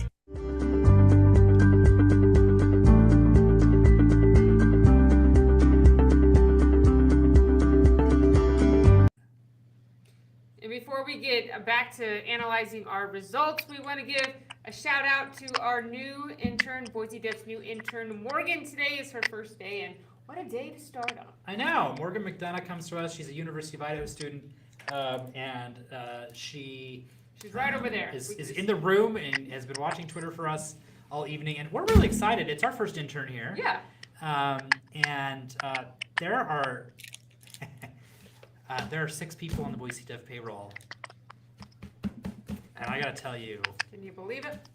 I can't. When I left Channel 7, if you would have told me someday that I have a local news outlet with 6 people, 6 wonderful people like Gretchen and Margaret and Morgan and Autumn and Anna, I wouldn't have believed it. I'm also on the payroll. I'm the 6th, by the way.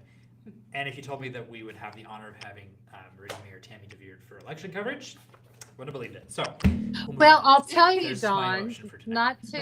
not to make your head bigger, but everyone I told that I was going to participate in this, I didn't even have to explain what BoiseDev was. So, good for you. I've told this story before. This is years ago. I was calling on a story, and I was like, "Hey, it's Don from BoiseDev," and the first lady's like, "What's that?" I explain it. I get on the phone the second time, and it's Don from BoiseDev, and the lady is another lady, and she goes, "BoiseDev? Who is Deb?" And I'm just like, I'm just feeling deflated. I'm like, what am I doing with my life? Aww. And then I make the third call in the sequence, and the nice person who picks up the phone goes, "I'm on BoiseDev right now. I love it." So, Aw. you win some, you lose some. Okay, let's spin through some results again. Is everybody's headphones in? I'm hearing the clicking. Yeah, I heard the clicking was back. Uh-oh. The return. The state says only 6.8% are in. I don't know how they're calculating that. I don't either. I don't think that's correct based on the amount of vote we have. I think that that's probably not right. All sorts of counties here. Can we go to 20? Okay, Margaret, we'll do that in a second. Let's look at what's reporting. So we have portions of Bonner, Kootenai, Canyon, Ada, Blaine, Twin Falls, Cassia, Bingham, Bonneville, Oneida, Bannock, and then all of Caribou, Minidoka, and Nez Perce counties. So that's what we've got. As we go through the results, keep that kind of in your mind. And Margaret is so good telling us that the results aren't on the screen. That's okay. We haven't shown you. We're just telling you what was in. And we're going to go to District 20. There we are. So right now, Chuck Winder, he's leading with 55%, but it is pretty close, Margaret. Martinez, 44% right now. Any thoughts Yeah, on this that? is Go ahead, Margaret. Yeah, this is a really interesting race. Senator Chuck Winder is the House Majority Leader in the Senate, and he has been the target of a lot of advertising, as we discussed earlier in the program, for being a moderate voice. And so it's going to be very interesting to see how voters feel about him at the end of the night. I'm going to tell you what, and I haven't looked at every single race. Moderates are having a banner night right now. Do my colleagues here agree? I would say so. I mean, I would say so, but certainly of all of the legislative people, I think Senator Winder has been the biggest target. And it wasn't too long ago that Senator Winder said, if I am not reelected because I spoke out against the bully, so be it. But I really Mayor, if you want to admired refer to him what doing he's talking about there, feel free. that. You want me to? I didn't want to call out anyone, He's but talking about the Freedom Foundation. Yeah. the Idaho Freedom Foundation did make it their lot in life to attack Senator Winder and his leadership and integrity, because he dared to stand up to them and in some cases do the right thing. It's exactly what I thought about Lawrence Wasden, by making choices that are the right choices, not the most popular or the things that might impact re-election, doing the right thing. Yeah, and I mean, boy, he came out. He gave an extensive interview to Channel 7 about the Freedom Foundation. yeah, I remember that. That they made a lot of play out of. He was very visible in his criticism of that organization, and they pushed back. and we've got some time to go, but as of right now, that effort, so far the voters have said, we like Chuck Winder. We'll see where that lands. Let's go through all these state races. Margaret, go ahead. Real quick before we... I'm sorry, Margaret, but just one more note. That district also changed. So where Senator Winder at one time was representing District 14, then he was District 20, then he was 14 again, and now he's back in 20. So, that district, those lines keep moving too, especially with the census redraw. And so he had kind of a new set of voters as well. Yeah, interesting, Margaret. Yeah, and I've mentioned this before, just for folks that are tuning in. Yes, the moderates are doing well, but those absentee ballots, which tend to come in first, are typically skew more moderate or more liberal. So it is not uncommon to see moderate candidates or liberal candidates have a commanding lead in the beginning that gets slowly eaten away as day of votes are counted. I will say that is true. I think the caveat is these are Republican primaries, and so they may be more moderate in that GOP race, but we are, it's not like a municipal race, right, where it's open and anybody can vote. And we've got some statewide races like the governor's race that is called.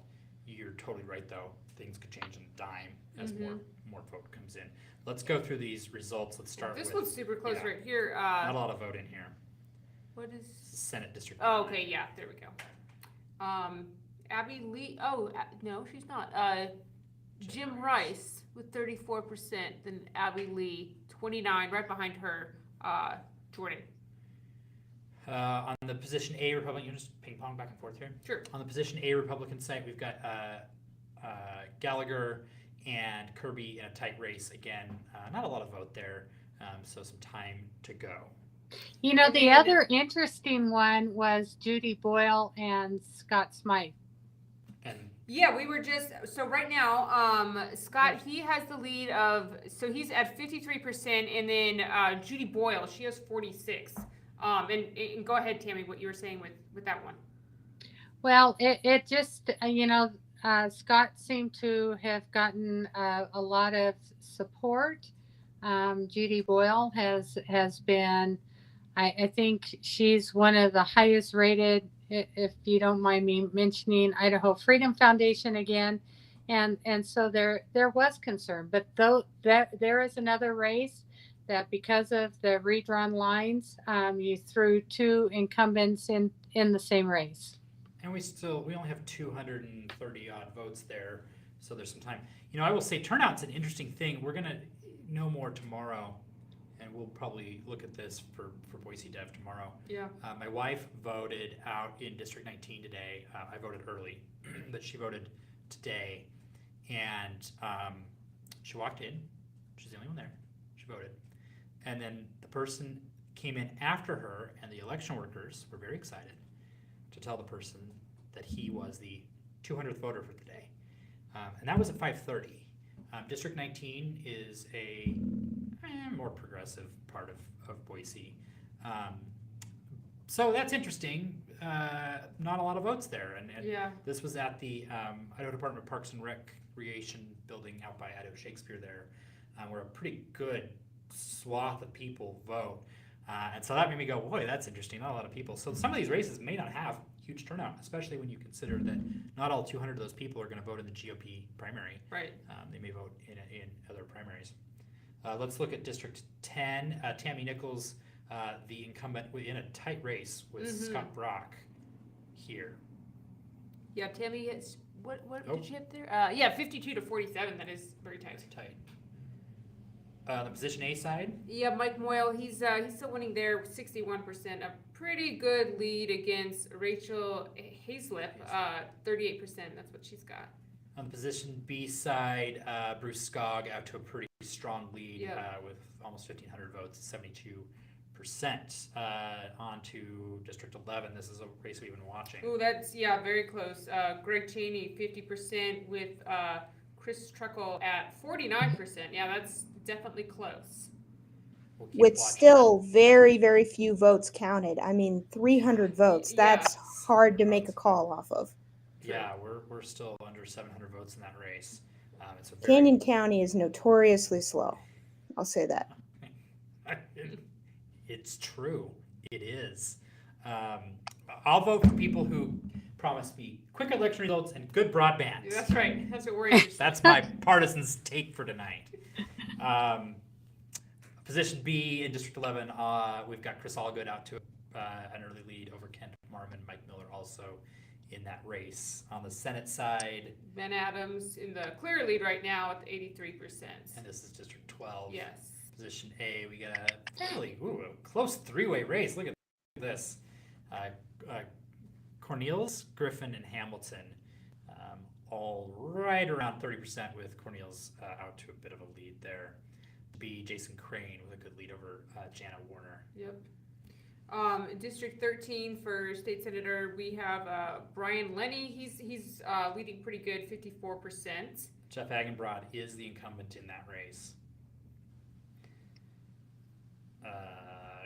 Okay, on the position B side for District 13, you've got Kenny Roten and Roger Hunt, the front runners. There, not a lot of vote counted still. District 14 Republican. Scott Groh, he has a pretty good lead there with 56%, and then with Stephen Thane at 31%. Yeah. Position B, Ted Hill out to a decent lead over Tracy Kellish. Apologize for not knowing how to pronounce that name. This is a close one too. This is close. District 14, position B, Gan DeMordaunt. DeMordaunt, yeah, it's the Thank you. incumbent. That's an interesting That's an interesting race right now. Yeah, Josh Tanner, he's got the slight lead there, 51%. So. And District 14 in the redistricting is Eagle, Northwest Ada County, and Gem County. It's that big one. We showed it at the beginning. Is this like really big district that just kind of stretches all the way up to the Garden Valley and Crouch. So Yeah, it's but District both 19. Gayanne and Josh are in Eagle. Josh is on the Eagle Fire District and has been involved with that, and so that may give him a little bit of an edge. You know, we are here in the Bass Block, and I haven't looked at our camera position all night, and I thought that this was going to be a really cool, like, studio look. It looks like in front of a black wall. So, we're at the Business Interiors of Idaho building downtown. It is a beautiful building, and my cool idea about our street side studio worked great when it was light out. And then the sun It's quickly dark, went and it's down. like Dawn and Gretchen in front of a black wall. It's the Bass Block out here. It did look If cool. we see, well, now you can just see the reflection. It's beautiful. That didn't work out as cool as I thought it would, but that's okay. It would have been. It would have been cool. Cody Calloway in District 50. I was so excited about this. Everybody knows too. And people were like, "Oh, we're gonna photobomb you." Well, go ahead. We're not gonna be able to see it. Do it now. Because we're from Black Wall. Cody Calloway is out to a strong lead. Yep. Fred Martin in this race too. Some time to go. More result here in District 15 as we get back into Ada County, where they're voting or they're counting much more quickly. Yeah. These are all unopposed. Steve Birch holds this seat now, the Democrat. In 16, we talked about this before, obviously unopposed. Ali Rabi and Dennis Mansfield will face off in the fall. Interesting here. Well, I guess that makes sense. Let's see, you have more votes for Dennis Mansfield than Ali Rabi. But again, there's nothing to vote on in the Democratic primary. Right. I think a lot of people just either didn't vote or, I imagine that the Secretary of State came out and said that only about 10,000 people switched their affiliation to the Republican Party in advance, statewide, which isn't a lot. But if you were an unaffiliated voter, you could change on election day. And so, if you were a registered Democrat, you might skip the primary, frankly, Sure. because there's not a lot to vote on. It's going to be interesting in the fall because there's not a Siri is trying to transcribe what we're saying. There's not a real strong Democrat in the governor's race. There's not a real strong Democrat in the lieutenant governor's race. There's not really strong Democrats for the federal races. Even 4 years ago, you had Paulette Jordan, who ran a very visible campaign. Oh, yeah. You had Kristen Cullum. Kristen Cullum actually outperformed Paulette Jordan in the lieutenant governor's race versus the governor's race. Was stronger against Janice McGeehan than Brad Little's opponent in Paulette Jordan. So you had a lot of Democrats run and get like 40% of the vote, and this time it's like there's just no Democrats running. So that fall result, that's why this primary is so big in Idaho. Republicans generally win in the fall and have for years. So the people we're talking about tonight in many races are going to be the ones that win, except in some of the legislative districts around the state, particularly in Ada County, in Blaine County, in some other areas here and there. I was walking through the State House this year and I heard a Democratic senator sitting on a bench, and I don't think she knew who I was. I was just walking by, and she was speaking to another person, and she goes, and there's a number of Democratic women in the State House, and so I'm not giving anything away. And she just goes to the person she was talking to, sometimes it really stinks to be in the minority party. And I went, well, yeah. I mean, you don't have any power, right? So this is the big show tonight. Position B? Yeah, right now, Jackie Davidson has the lead, 54% there. Yep. 17, a lot of Unopposed. 18, same kind of thing. We get into 19, again, a bunch of unopposed. Look at 20 here again. This is the Chuck Winder seat. Yeah, he's ahead there, 54%, and about 3,500 votes to Rosa Martinez at 45%. And Joe Palmer up on Gloria Irwin. James Holtzclaw leading Mike Hahn. Fairly strong result there. So we get into 21. I know Mayor Tammy's watching this closely. Craig Burnt winning now, 65%. Yeah. Decent results in there. We've got to be getting a little bit close on some of these Ada County results. We'll look at the Ada County site here in a second. District 21, we've got it's a fairly tight race. Yeah, we have James Petsky right now, 41%. He's winning there. And you know what? Let's take another break, and then we'll come back and we'll take another look at those results.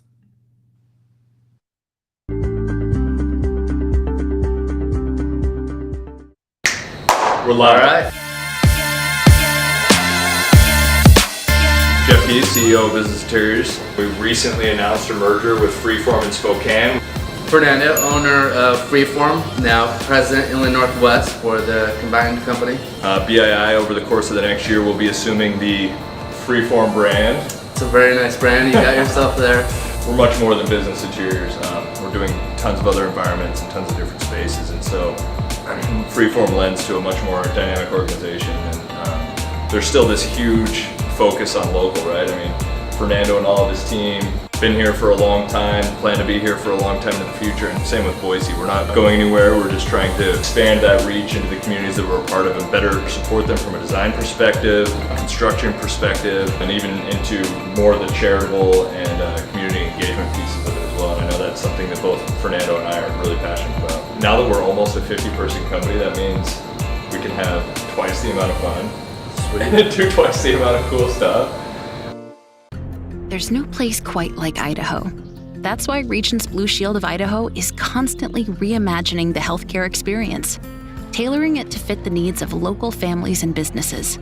Rooted here since 1946, we're shaping the future with cutting-edge digital solutions, Idaho-based customer service, and unparalleled access to top doctors. That's the Regent's difference you can count on. We get you because we are you.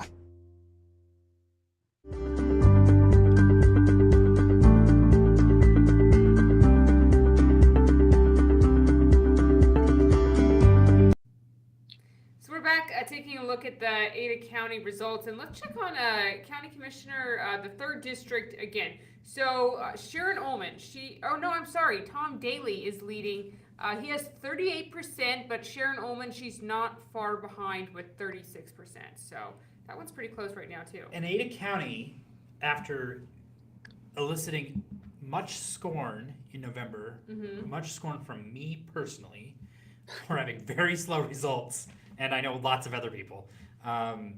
They've got 127 of the 197 precincts in, as well as all the absentee and early voting. And so, we've got 68,000 ballots counted so far in Ada County. Not done yet. We still have a ways to go. Turnout so far is 22% countywide. That'll tick up. That's not bad. Yeah, I was going to say. Not bad for an off-year primary, a non-presidential primary year. Sharon Ullman and Tom Daly. Margaret, this is tighter than... I didn't know what to expect with this race. I read your story. I read your great reporting. And I went, oh, I don't know. I really was not sure what would happen here. Sharon Ullman didn't raise a ton, but something that's interesting is she's run for the seat a number of times. She held it, and she's run for it after losing it unsuccessfully.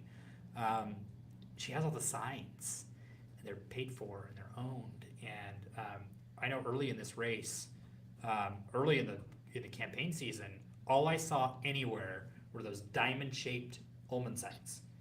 Now, of course, you can't look anywhere without seeing 400 political signs on every corner, and it's all just noise at this point, right? But so this result is interesting. I didn't see a lot from Tom Daly. I'll give you a piece of data that nobody knows, and I haven't shared this with Margaret or Gretchen today.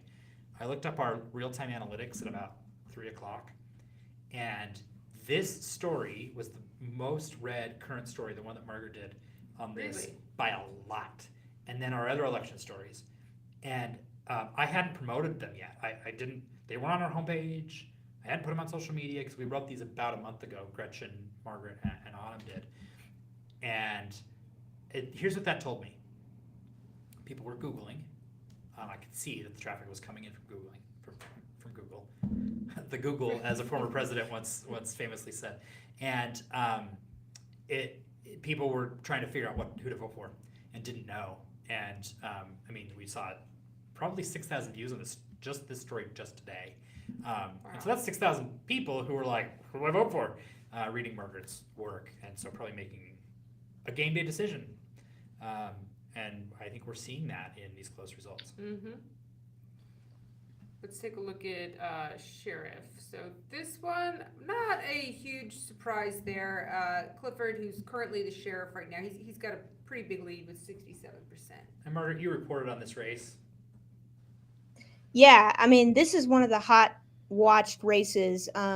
Sheriff Clifford is, I would say, a pretty standard candidate, longtime employee of Ada County. Very much a mainstream choice. Doug Traubel is not a mainstream choice.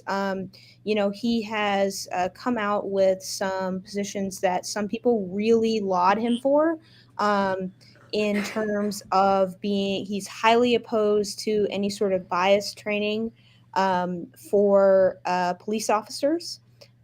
He has made some comments about 50% of rape allegations being false. He has a book written about law enforcement. Before we skip over that, he said that. He provided you with what he said was documentation on that. Yes. You read the entire thing, and it did not say that, correct? That's correct. Okay. I think it's important to say that. Yeah, I very, very good. I just didn't want to go on too long. So he has come out and made some inflammatory statements that rankle with some folks. And he is a constitutional sheriff candidate, and which essentially means that if he believes that something is going on, there's an order from the federal government or even the city of Boise, he would have the sheriff's deputies act. The example that he gave was that if the federal government came in to take firearms, he would mobilize the Ada County Sheriff's deputies to confront the federal government. I mean, that is so he's a far right. He's a pretty far right conservative candidate. So seeing his votes, this is a really strong mandate for run of the mill, run the business, keep everybody safe. And the last two sheriffs, both Gary Rainey and Steve Bartlett, endorsed him, as have a host of other fairly moderate politicians. Yeah, I mean, this is and Clifford just raised the most money of anyone in this field. He almost hit $40,000 raised, and you saw a range of donors. Yeah. Let's look at the assessor's race. Rebecca Arnold, former ACHD commissioner, got the lead there. Got the lead. Now, look, there's still some vote to come in. We're 127 of 197 precincts, but we have a more than 1,500 vote lead for former Commissioner Arnold. So we'll see how that goes and how she does in the fall. And the last thing is coroner. Yeah, that one, Rich, he's leading right now. He's got 53% of the vote. I would say that's somewhat close. Sherry, she's got 46% right now. So I'm going to say this, and I don't mean to overgeneralize, but I noticed this when covering the election 4 years ago, and we have an example of this. Female candidates in Ada County often do very well, and it's I don't know why. I think we have strong women who run in this county, and the mayor of Boise is currently a woman. The mayor of Meridian for a very long time was a woman.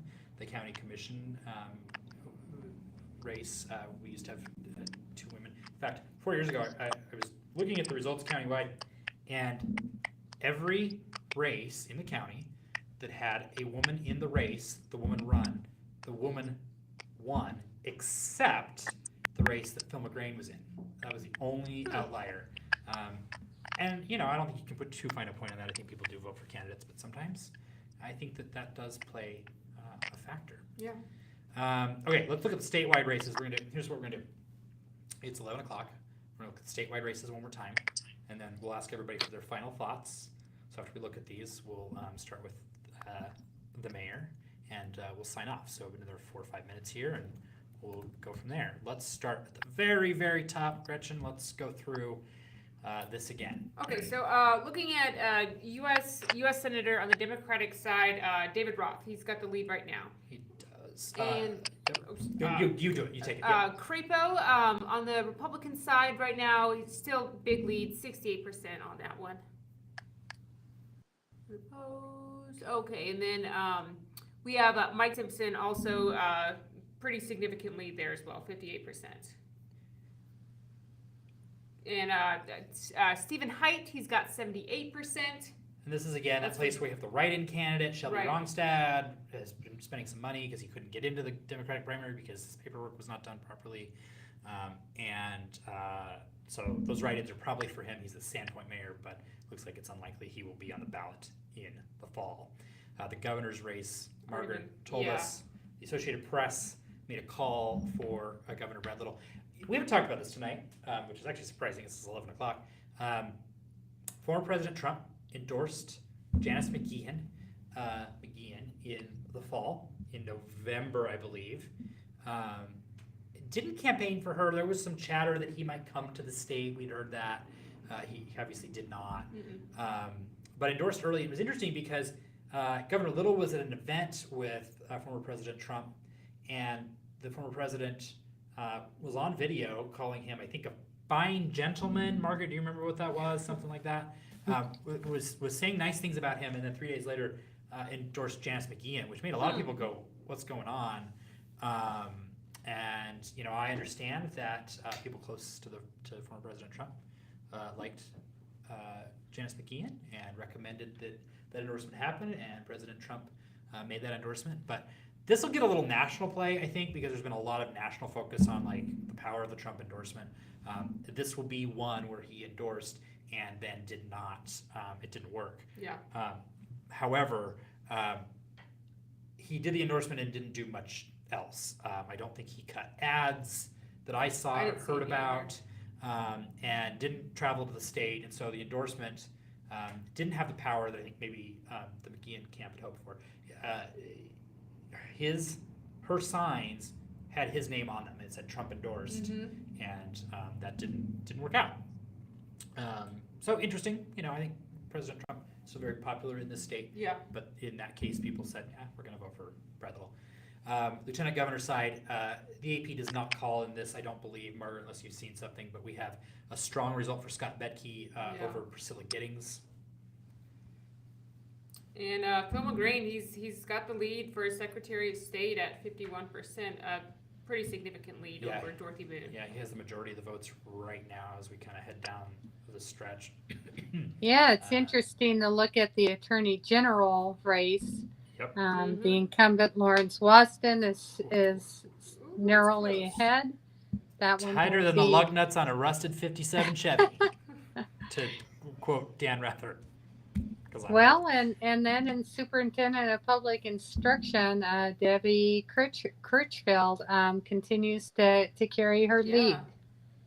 Look at this, though. Brandon Durst sneaking up and could pull into second place there, depending on how that goes. But Debbie Critchfield, you point that out well. Okay, so that's the statewide races. We're gonna take that down. And we are going to talk about some closing thoughts. And as our guest, Mayor, let's start with you. Yeah.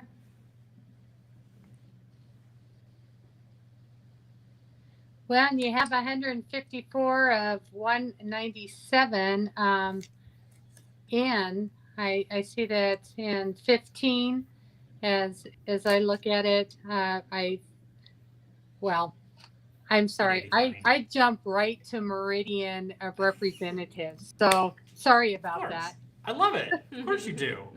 What are your thoughts tonight? What have you seen? How would you sum up the evening?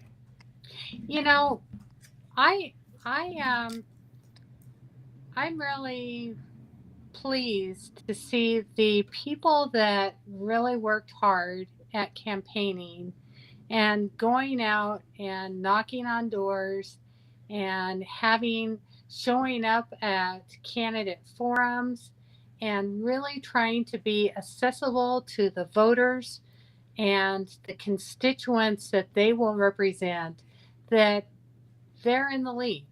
And I think that sends a strong statement to candidates that I think voters just want someone to represent them, someone who will care, who will listen, and who will show up. And I think over the last 2 years, we've lost some civility, and they're really looking for people who will care about the issues that they're facing at home and take their voice to the state capitol building. And that's what I'm seeing in some of these results are those people that were present and took time to listen to their constituents. They're holding a lead. Okay. BoiseDev's Margaret Carmel, what are your thoughts? Well, I think in the statewide races, it is no doubt that the moderates had a good night. Even some of those races that internal polling said, eek, I don't know if this is going to go as well as the moderates want it to go. I mean, we're still seeing tight leads from those candidates right now. But I don't want to underplay the impact of some of those legislative races. Jeff Agenbrod, who's a relatively moderate Republican, losing, in Nampa, the tight race with Representative Greg Cheney, Fred Martin. I mean, those are people who, that might seem like one person, but we've had a lot of votes in the Idaho legislature where one of those moderate Republicans has been the linchpin. And so what I'm wondering about is, the moderates are having a great night, statewide and these big races, but those losing a handful of those moderate Republicans, particularly powerful ones like Fred Martin, who's a committee chair of the Health and Welfare Committee, that could have an impact, and it could push further right legislation to Governor Little's desk, which requires him to sign it or not to sign it, which then, causes political pressure. So I think that we're going to see those impacts later, and it's going to be like a ripple effect. I think that's really wise. especially because one thing that's really hard to do in this format that we'll have the ability to do in coming days is to look at the legislature as a whole. Right. We focused on the Treasure Valley races and how that makeup changes, and I think there will be some changes that we haven't been able to look at and we'll be interested. I'll give some final thoughts. I'm actually going to read something I tweeted this morning. My final thoughts come from 11:15 this morning. I said, national media be like, Idaho's going to be purple. Idaho's going to be an extremist state. Idaho's where Trump's endorsement doesn't matter. Looking forward to tomorrow when we have some facts and the conjecture from big national media can stop for a few minutes. BoiseDev is the only locally owned news outlet in this town. And I say that with a lot of pride. National media, in this case, Politico, the Huffington Post, and CNN, really just wanted to size up this race. Politico ran a story in January that said Idaho's going to be, basically said Idaho's going to be purple someday. I find that unlikely. Not impossible, but I find it unlikely. The Huffington Post came out with a story today that was highly inflammatory, that was thinly reported, got some key facts wrong. It had a fact about Idaho's racial makeup that was just wrong, and basically said that this is going to be an extremist state. And look, folks, we don't know. We don't know where things are going to go. But reading the Huffington Post for your analysis of Idaho news probably isn't the place. I will give a shout out to another Politico piece that ran a couple weeks ago from Jimena Bustillo, who is a former Idaho journalist who actually now works for NPR but was at Politico at the time. And she co-wrote a very good piece that actually really well sized up the what Politico called the civil war in the GOP, which I think we are seeing. But right now, the moderate wing of that party is holding pretty firm, especially in statewide races. We'll know more tomorrow, as a lot of people like to say. But that's my soapbox about national media maybe not being the place to look for Idaho political news. No, not for your local news. What are your final thoughts? I guess just that, some of those races that we kept looking at, I was surprised, I guess, maybe how close some of them were. I wasn't really expecting that, I guess. Yeah. Or not expecting, I should say. It's just, well, I don't know. Voting matters. Yeah. Yeah, it does. And we've got some races that are still close. That AG's race, we probably won't know till tomorrow. If you get Idaho First is the most consumed piece of media in this market, more than any newscast, any newspaper, anything. More people read the wonderful newsletter that Gretchen puts out in the morning every day than anything else. So if you get that, we'll have some results for you in the morning. Yes, we will. That's a good tease. Yeah. Okay. Mayor Tammy. Yeah, thank you for joining us, Tammy. You were wonderful. Thank you for my political commentary debut. We'll see how well I do if you invite me back. Well, so I was just gonna say, I was gonna say, can I book you for the fall right now? Will you do this in November? Oh, I'd love to.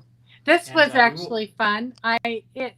What it really did is I got to read up on all the candidates, and so that was really interesting. And so I'm really intrigued with the results tonight.